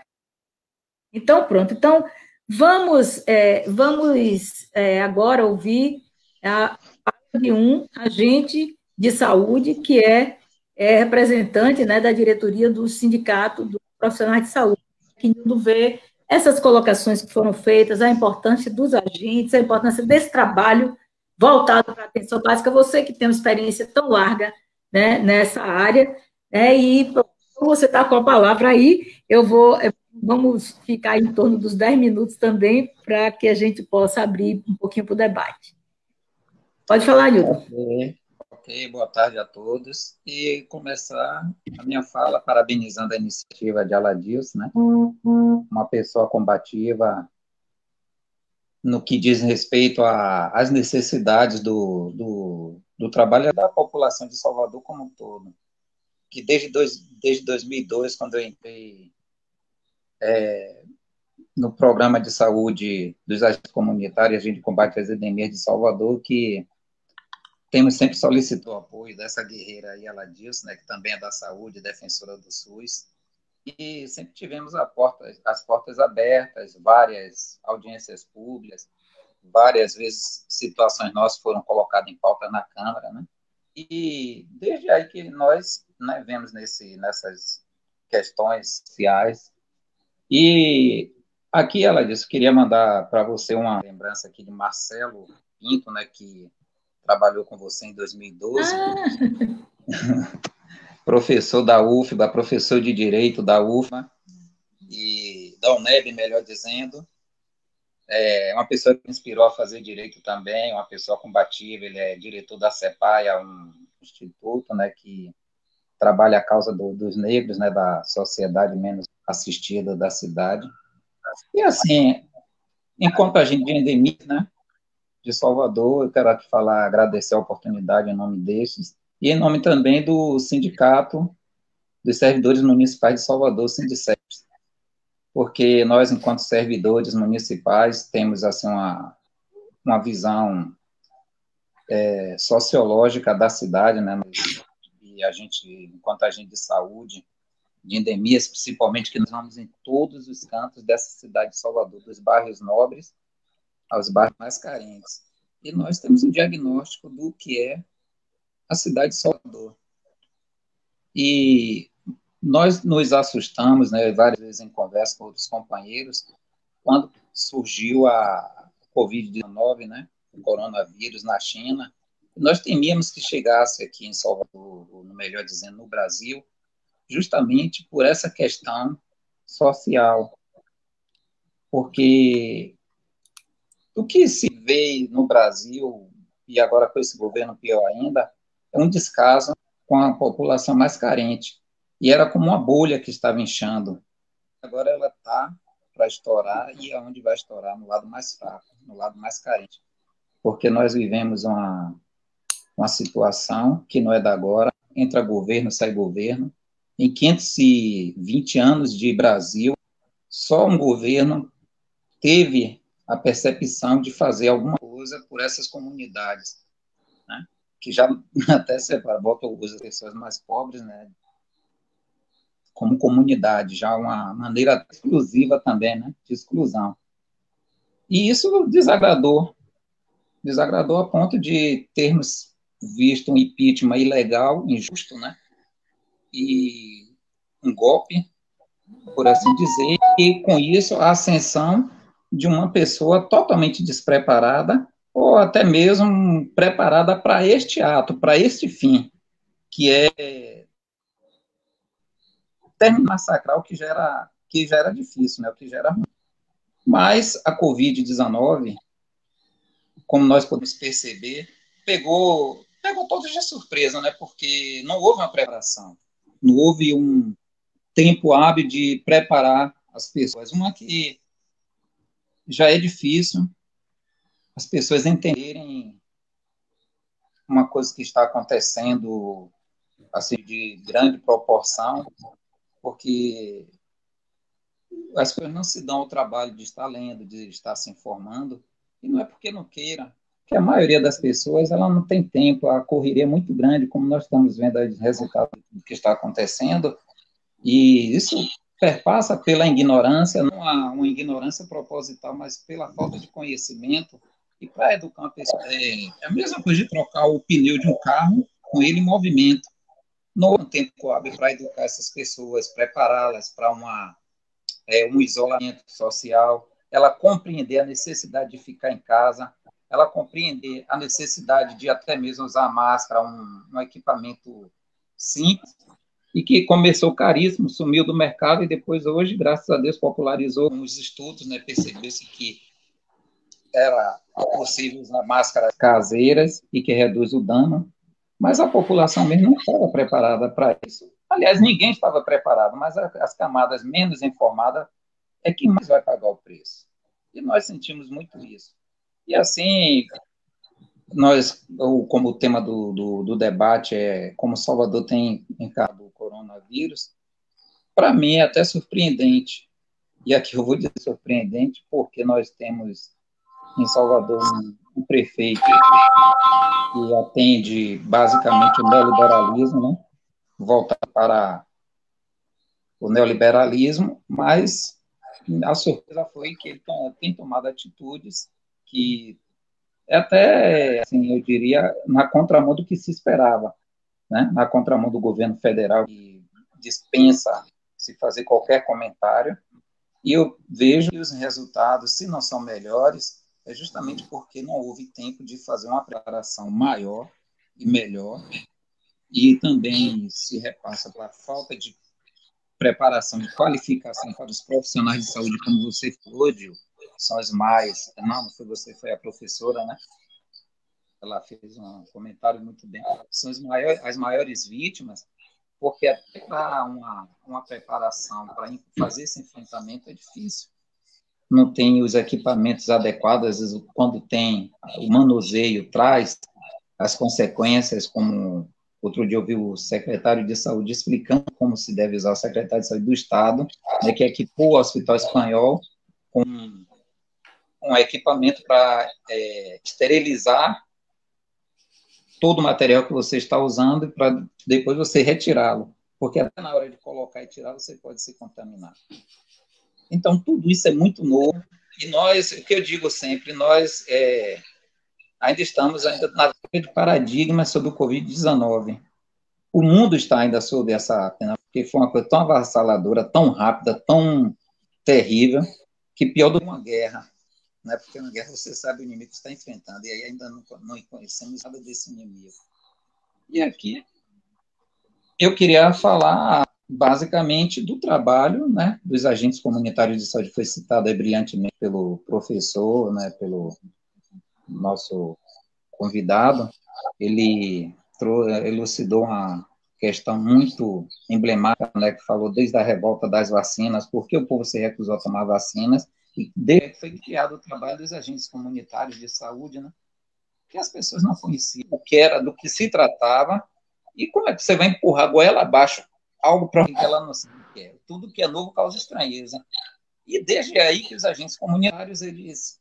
Aliás, criou-se os agentes de endemias, né? E posteriormente foi necessário também se criar o trabalho dos agentes comunitários, que é quem faz um diagnóstico da população para dar esse tração, um plano de ação de saúde.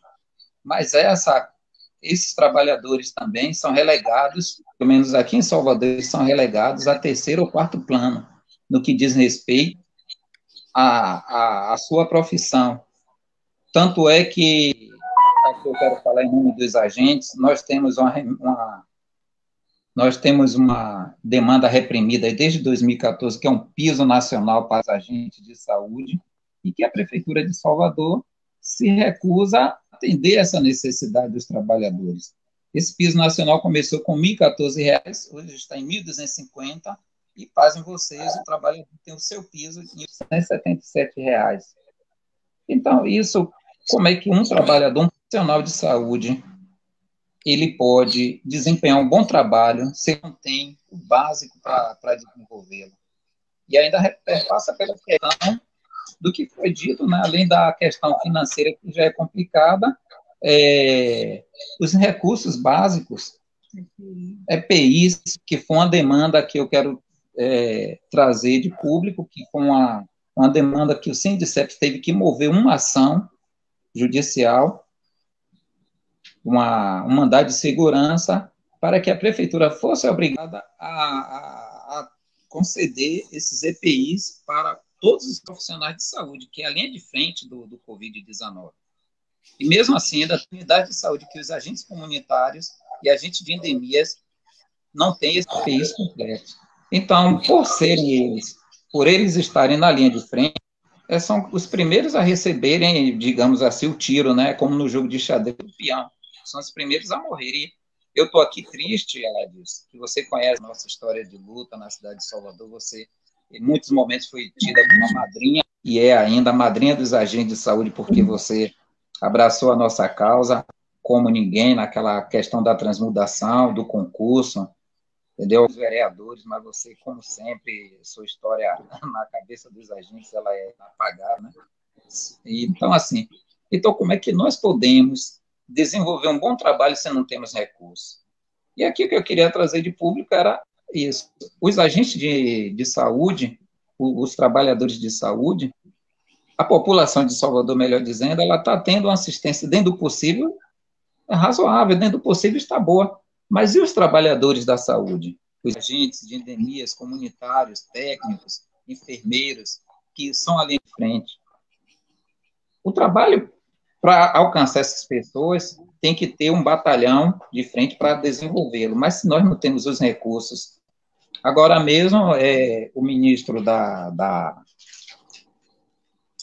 Economia, ele foi bem claro, colocou uma bomba, uma granada no bolso dos seus inimigos.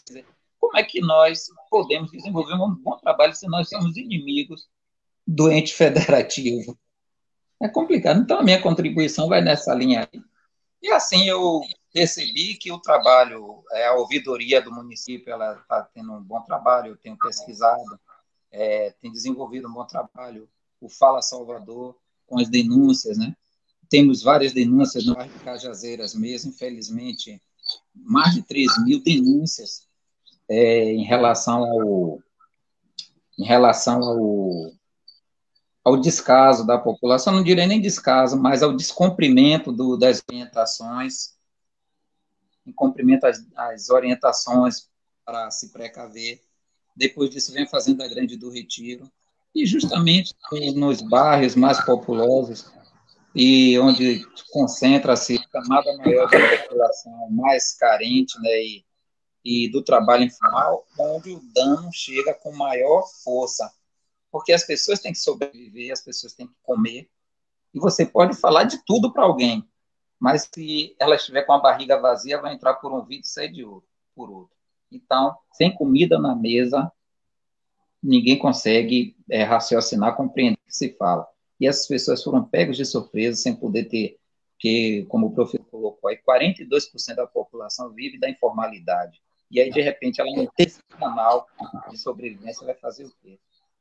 Eu acho que, eu creio, né, eu tenho certeza que esse debate ele vai ser muito produtivo, porque ele traz à luz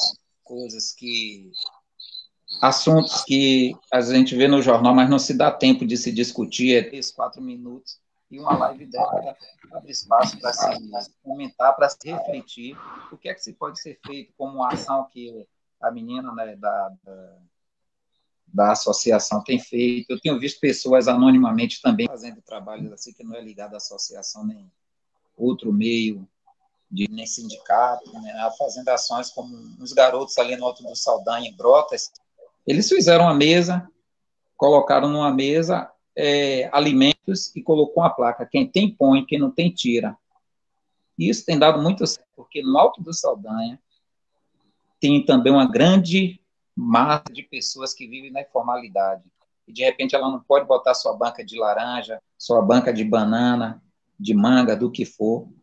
E, de repente, ela passa e vê, falta o café na casa dela, ela tira dali, mas uma pessoa que, graças a Deus, está em uma situação melhor, vai e coloca.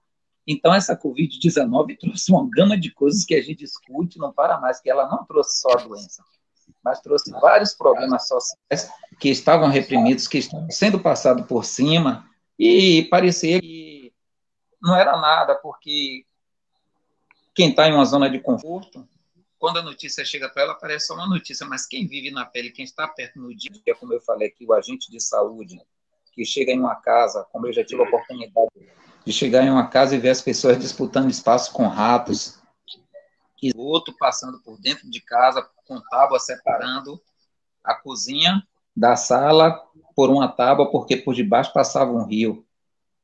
Então, essa é a realidade de uma boa parte da população de Salvador. E o que era que estava sendo feito? O que é que está sendo pensado para essa população? Porque eu acho que a administração pública, ela não foi eleita para pensar só nos bairros nobres, numa parte da sociedade, sim, para pensar no todo, trazer a discussão e buscar soluções. Então, voltando, né, a dizer, até para encerrar minha fala aqui, para não me alongar mais, eu acho que esse momento é pertinente porque o coronavírus vai passar. Eu sei que ele vai deixar um rastro terrível, vai deixar uma mancha terrível na história do Brasil, mas vai passar. Mas depois que passar, o que era ruim vai ficar pior. Então, acho que desde agora já deveria estar se pensando como é que vai se resolver essa situação. Pode vir uma coisa pior do que o coronavírus e quem vai pagar novamente o preço? Porque não dá para ninguém lavar as mãos, né? Ninguém dá para ser Pilatos agora, lavar as mãos, porque todo mundo, pelo menos as pessoas mais ligadas à sociedade, tem uma posição social, política, ela tem uma sua parcela de responsabilidade com tudo isso aí. Eu não quero nem falar de um governo federal, porque nós não temos, entendeu? Nós temos uma pessoa que, sinceramente, esquece o papel dele acho que ele pensa que ele foi eleito para ser dono do Brasil, transformou o Brasil instituição privada e quando não é assim. Mas vamos falar de quem realmente pensa a sociedade e quer essa transformação. Ok? Ok, Nildo. Muito boa a sua fala. Né? Traz aspectos bem concretos, né, dessa realidade difícil que a gente vive em Salvador.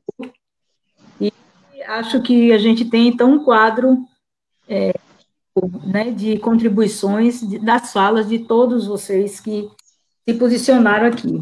Eu queria, tem aqui uma mensagem, né, uma contribuição de Cláudia Bezerra, ela falando que Cláudia é assessora na Câmara Municipal e acompanha o orçamento de Salvador. Então, só trazendo como contribuição que aqui em Salvador, a execução orçamentária, a gente acompanha a execução orçamentária na Câmara, a execução orçamentária do município, e o investimento em atenção básica, ele é um dos menores. Mesmo dentro da saúde, é um dos menores, e é muito menor do que a execução na área com comunicação, com as questões de comunicação. Então, para a gente ver a forma como a prioridade que não é dada, né, apesar do discurso, mas como o governo vem tratando as questões, né, a política de promoção, de prevenção, os investimentos em atenção epidemiológica, né, no combate às arboviroses e tal, é sempre muito baixa. Né? O orçamento ele é modificado para menos, né, no decorrer do ano. Então, eu acho que esse é um elemento também para a gente ter como um elemento de análise.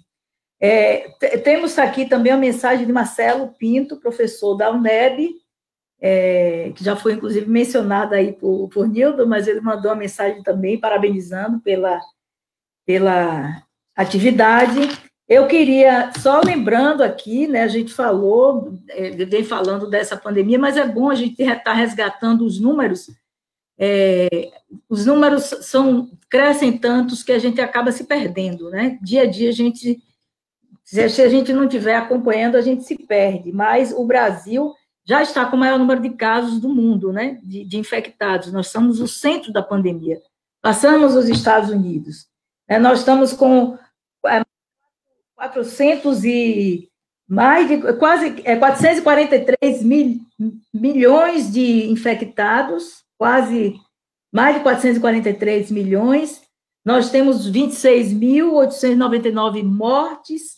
Na Bahia, nós estamos com 15.963 casos e 893 mortes.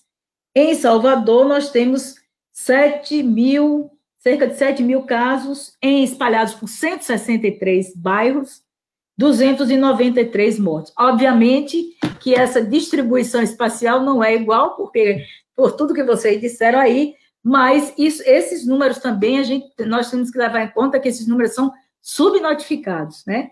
Tem estudos dizendo aí que isso são 7 vezes ou até 9 vezes mais do que o que está registrado. Então, eu quero dizer assim, que eu fiquei muito satisfeita com a colocação que vocês fizeram, eu acho que fortalece, né, tudo que o pensamento de vocês, né, de como enfrentar essa realidade na cidade de Salvador, fortalece a nossa disposição de lutar para que a gente busque ampliar a ação governamental, a ação institucional, né, em Salvador. E eu acho que nós temos, inclusive, que ver como é que outras cidades estão enfrentando isso, que outras ações, né, estão nesse plano, no plano dos territórios, né, considerando as desigualdades, a singularidade de cada lugar, né, com certeza, né, a gente tem exemplos maravilhosos aí, que como Lívia trouxe aqui, que está saindo da própria comunidade, porque quando o Estado falta, as pessoas se viram, né? As pessoas se viram, de um jeito ou de outro, se viram para sobreviver, e, às vezes em condições bem precárias, como o Nildo colocou aqui, mas se viram para sobreviver. Eu estava pensando aqui, essa questão de fica em casa, que a gente diz, ficar em casa, mantenha o distanciamento social, às vezes, por exemplo, para quem mora num apartamento, como eu aqui, moro num apartamento de 99 metros quadrados, para mim, ficar em casa me traz uma certa angústia, mas eu estou confortável em casa. É diferente de quem mora num quarto, às vezes num quarto com 5, 10 pessoas. Ficar em casa, numa situação dessa, é muito penoso. E, por isso mesmo, o investimento dos governos tem que ser um investimento mais intensivo nessas áreas, para reduzir o sofrimento dessas pessoas.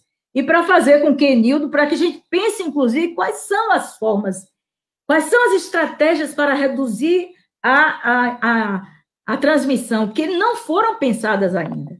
Eu acho que não está, Lívia, não está ainda no plano, nas preocupações dos governos, isso. Apenas diz assim, fique em casa, distribua uma máscara. Eu estava pensando, na semana passada, nós tivemos uma chuva terrível nos últimos 15 dias, e que a sirene soou. Então, fique em casa. E muita gente ficou dividida entre ficar em casa e sair de casa correndo, porque a sirene estava soando e o barraco podia desabar, como desabou em vários lugares. Então, vejam que situação para essa população. Que desespero. Sai de casa e vai para onde? Se ela precisa se abrigar, se ela precisa se defender, né? É uma medida impositiva, inclusive, que ela fique em algum lugar. Então, é preciso pensar, é uma das coisas, eu acho que a pandemia mostra que nós precisamos enfrentar essa desigualdade brutal que nós temos nas nossas cidades, no Brasil, e aqui em Salvador. Salvador é uma das capitais mais desiguais do país, é uma das menores rendas per capita. A desigualdade aqui é muito cruel. Nós temos aí a herança da escravidão, da exclusão que ficou nesses séculos, de herança escravista, e que até hoje perdura. É o que explica, inclusive, esses últimos lugares, essa colocação tão desfavorável do Brasil no ranking das capitais brasileiras, até mesmo do Nordeste. É a herança de exclusão da escravidão, do preconceito, que até hoje faz muito, muito mal, traz muitas dores.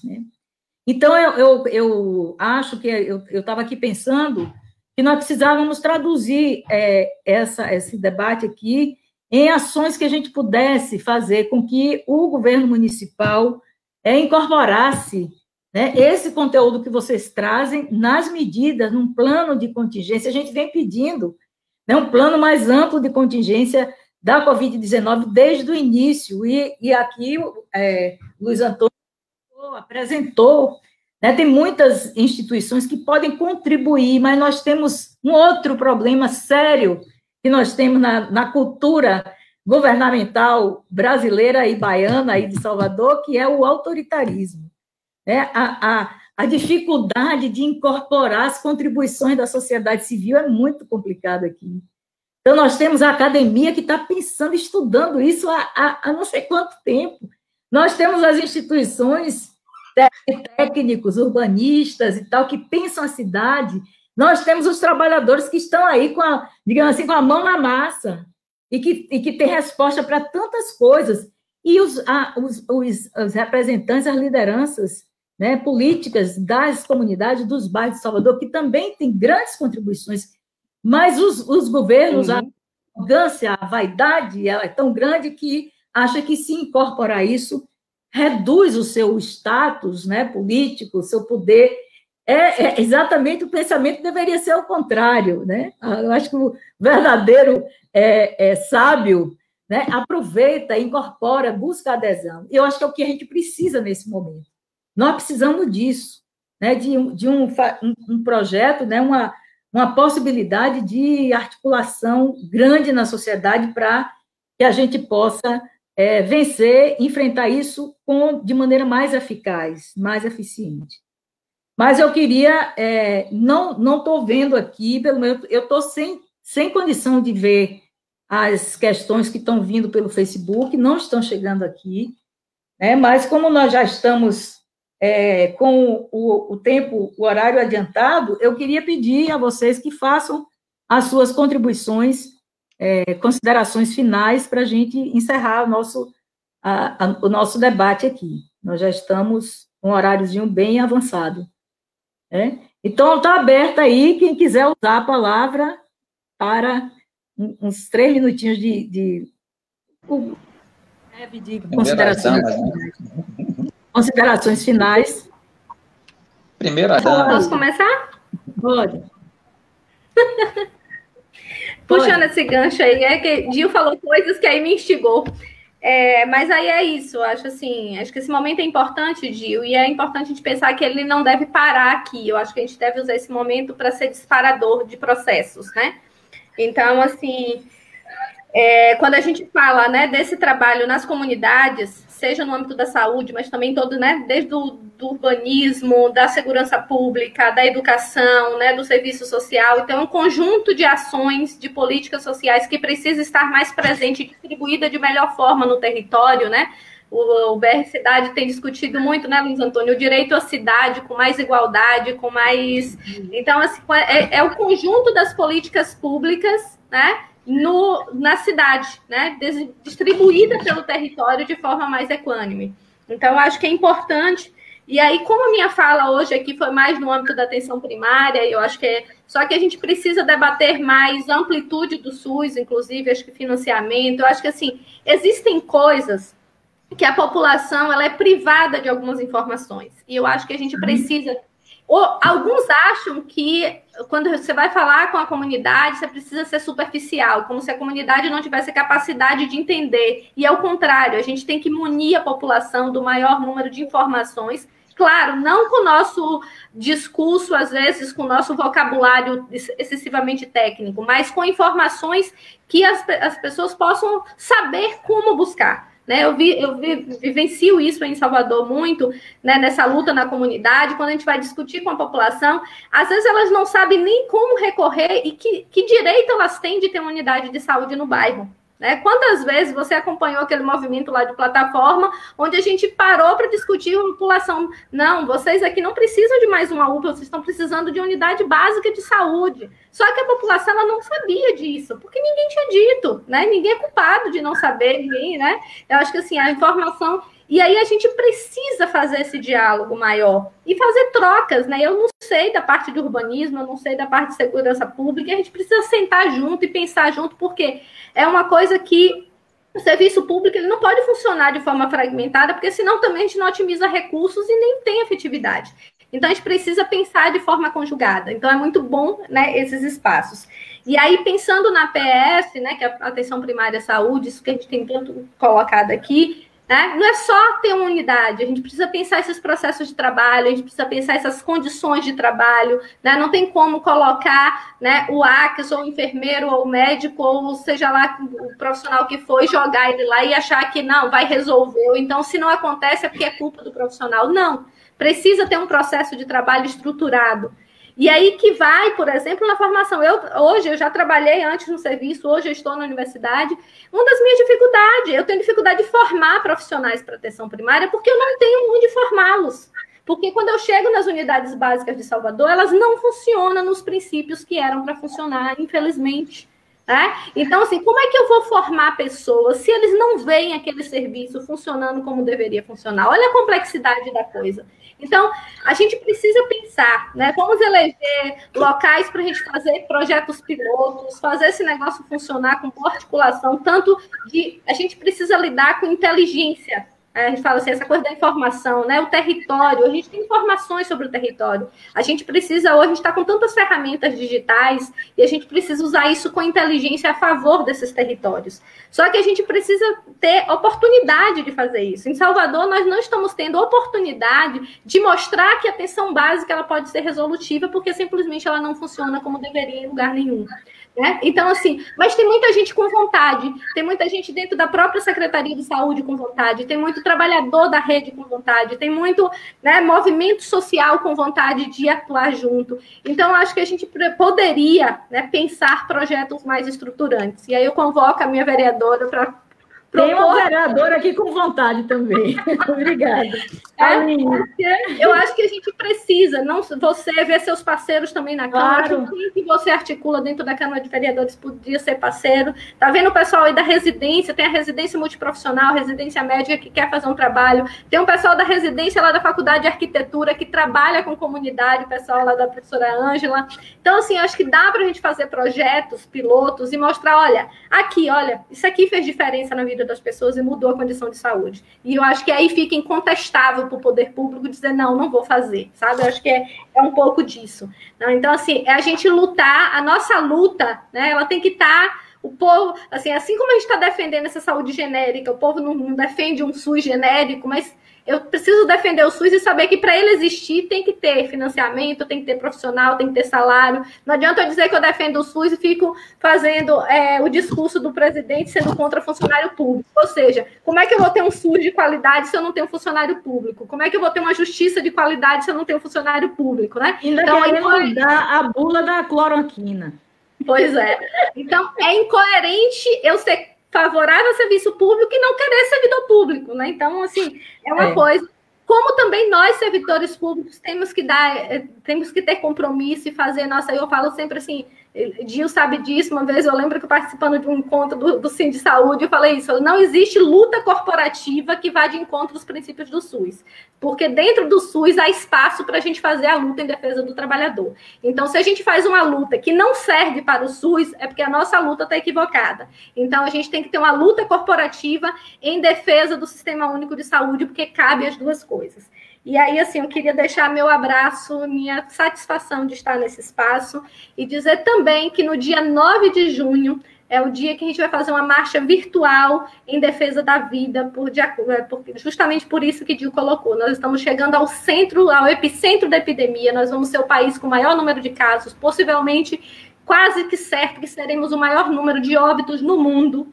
E a gente, né, infelizmente... Isso não é nenhum mérito, né? Isso pelo contrário. E por isso a gente está aí conclamando. Por quê? Porque diante de tudo isso, a gente tem um governo que não quer ouvir a ciência. Então, hoje também foi o lançamento de uma grande campanha, que é a Marcha em Defesa da Vida, que é justamente para a gente chamar as organizações populares e científicas e pressionar, porque assim, no enfrentamento de uma epidemia como essa, onde nós somos o epicentro, não dá para ignorar a ciência. Os países que fizeram isso, né, estão aí demonstrando que foram caóticos. E agora a gente consegue fazer pior ainda, né? Então, assim, eu queria deixar o meu abraço, mas também, assim, deixar essa convocação à população que está nos ouvindo para que a gente entre junto fazendo projetos e mudando essa realidade que está aí. Tá bom, obrigada, Ângela. Aline? Então, vamos lá. Gostaria muito de agradecer mesmo, Gil, pelo espaço, né, de poder estar aqui compartilhando um espaço tão valoroso como esse, e reforçar que eu acho que para esse momento a gente precisamos reforçar na necessidade de sermos mais solidários, de atuarmos cada vez mais em conjuntos, né, de pensarmos saídas coletivas e dessa frente ampla, né, que eu acho que é essencial para a gente, em defesa da vida, do emprego e da democracia. No mais, é parabenizar mesmo e dizer que nós, da Federação das Associações de Bairro de Salvador, estamos disponíveis para qualquer debate, estamos aí, né, nas ruas, porque estamos aí no processo das ações sociais, monitoramento, mas tomando, inclusive, todas as proteções possíveis, mais prontos para poder ajudar aí o povo de Salvador. É isso, obrigada. Okay, obrigada, Aline. Nildo?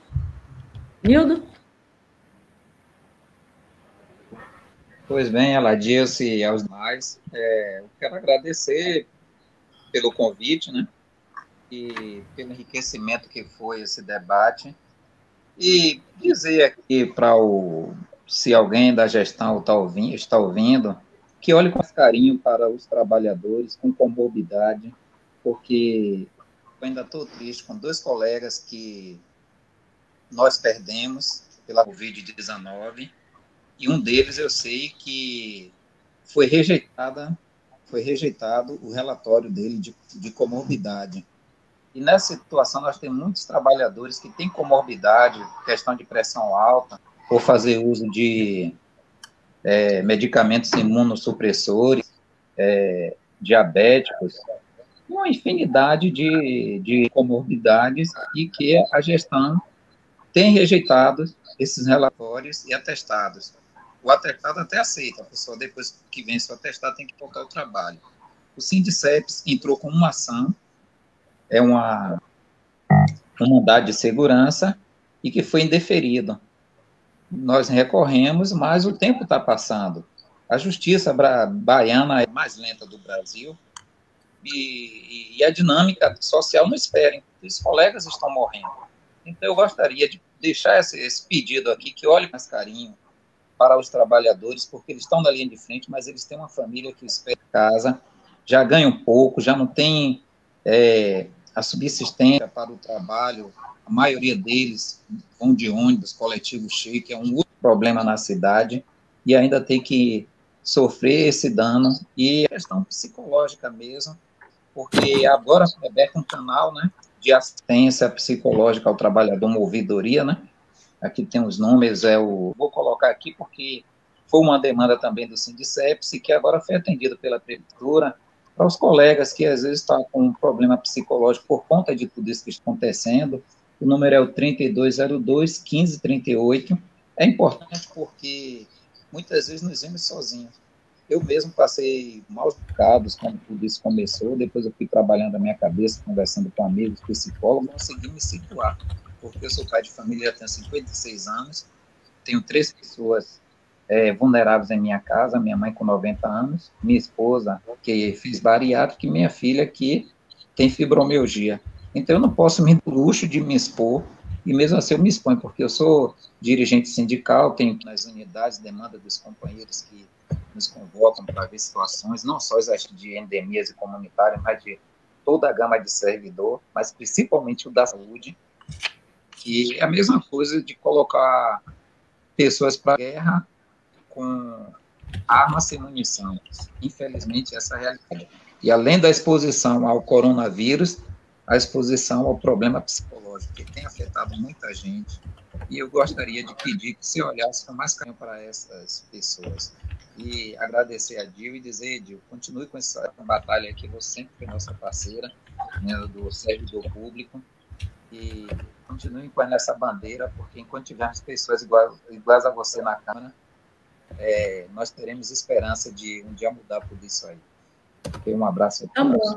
Nildo, obrigado. Podem contar com a disposição do nosso mandato. Eu acho que o mandato não tem sentido se não for para estar à disposição em favor da luta do nosso povo. Eu quero só lhe dando uma notícia, nós tivemos já 2 reuniões com o secretário de Saúde cobrando essa questão do afastamento das pessoas, nós estamos atentos, são 14 entidades de saúde que estão, né, nessa luta, tanto no município como no estado. Infelizmente, várias ações foram apresentadas, né, propostas pelos sindicatos na justiça, algumas com decisão favorável, e nem assim os governos cumpriram. Houve recurso, né, o governo do estado e o município recorreram, mas nós temos uma recente agora do Conselho Regional de Enfermagem, que está com decisão já definitiva, e mesmo assim eles não estão cumprindo.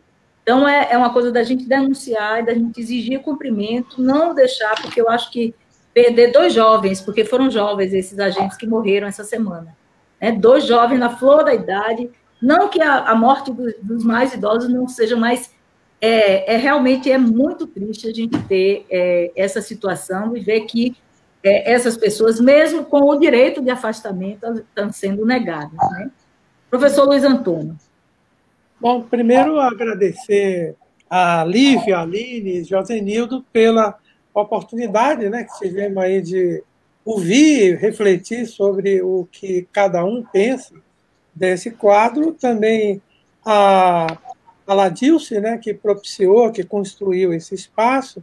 E eu quero insistir em 2 ou 3 coisas a mais. Não é? A gente nunca deve esquecer que o maior objetivo da saúde é impedir que as pessoas adoeçam. Não é?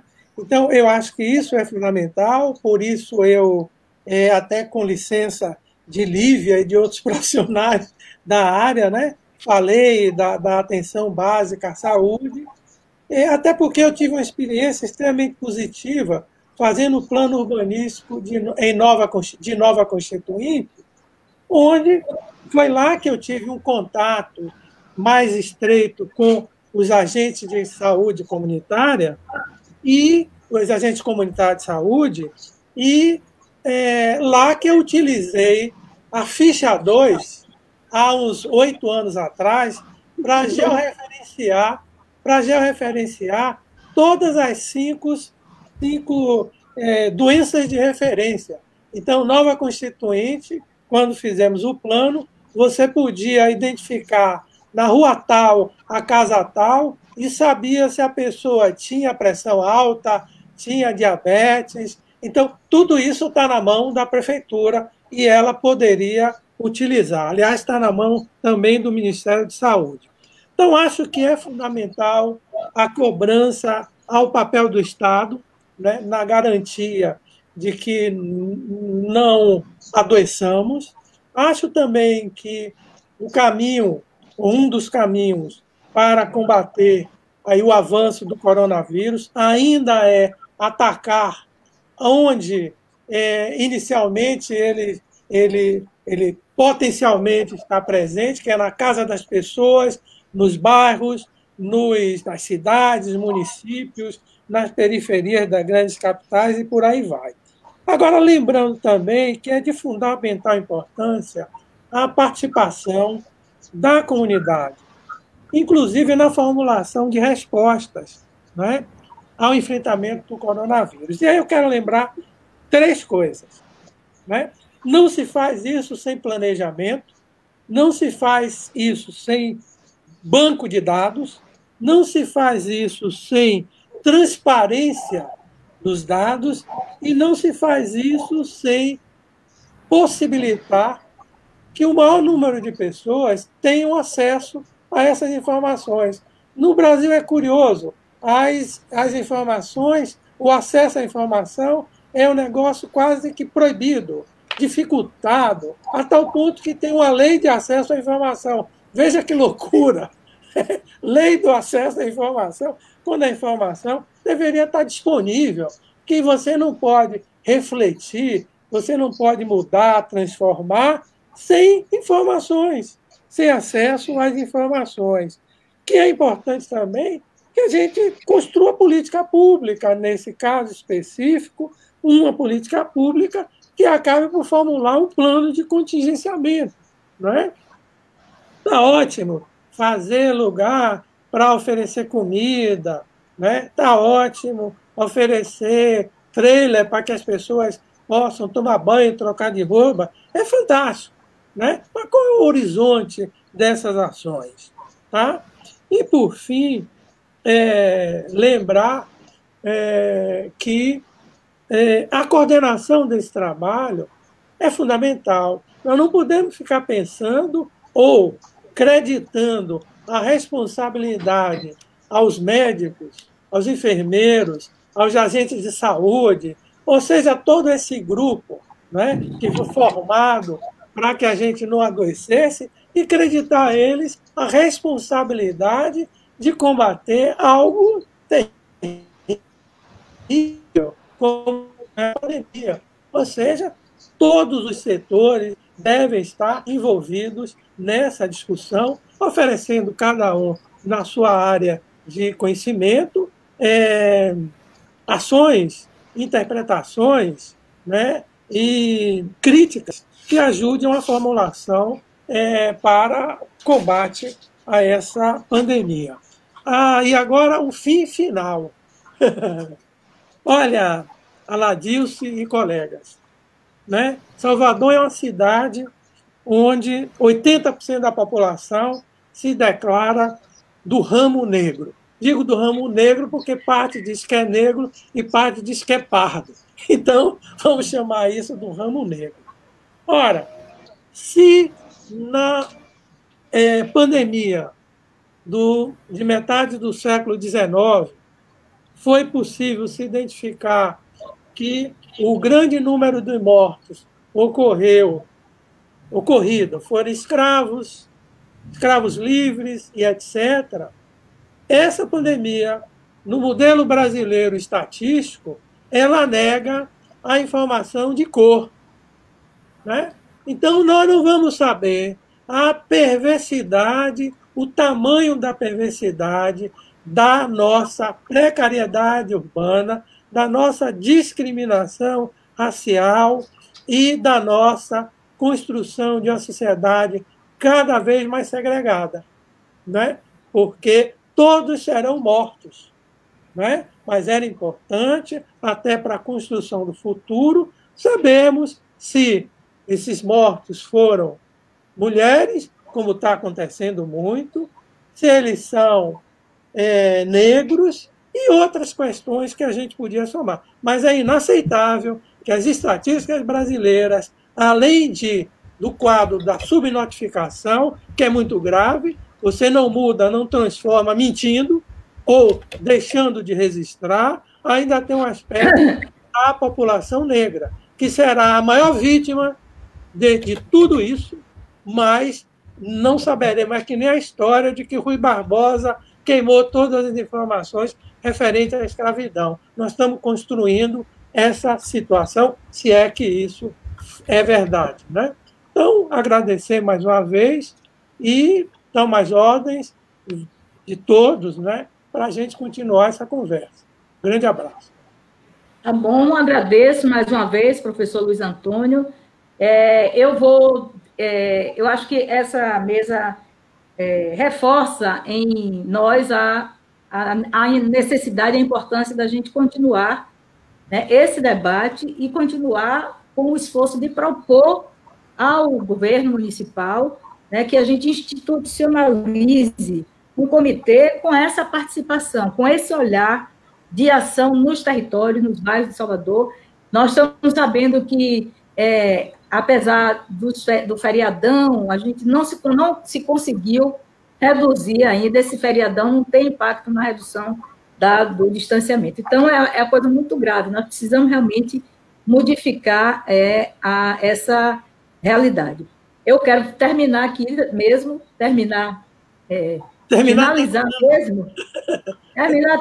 aqui, com a chamada que Lívia faz, né, para a gente participar da marcha virtual em defesa da vida, no dia 9 de junho, e compartilhar a hashtag em defesa do SUS. Muito obrigada a todos, gostei muito, fiquei muito satisfeita, né, com esse debate nosso, e eu acredito que todos que nos acompanharam também. Quero agradecer a participação daqueles que nos acompanharam pelo Facebook, e mais uma vez a você. Muito obrigada e até a próxima. Beijo. Viva o SUS! Viva o SUS! Viva o SUS! Viva! Prazer estar com vocês. Realmente. Tchau. Obrigado.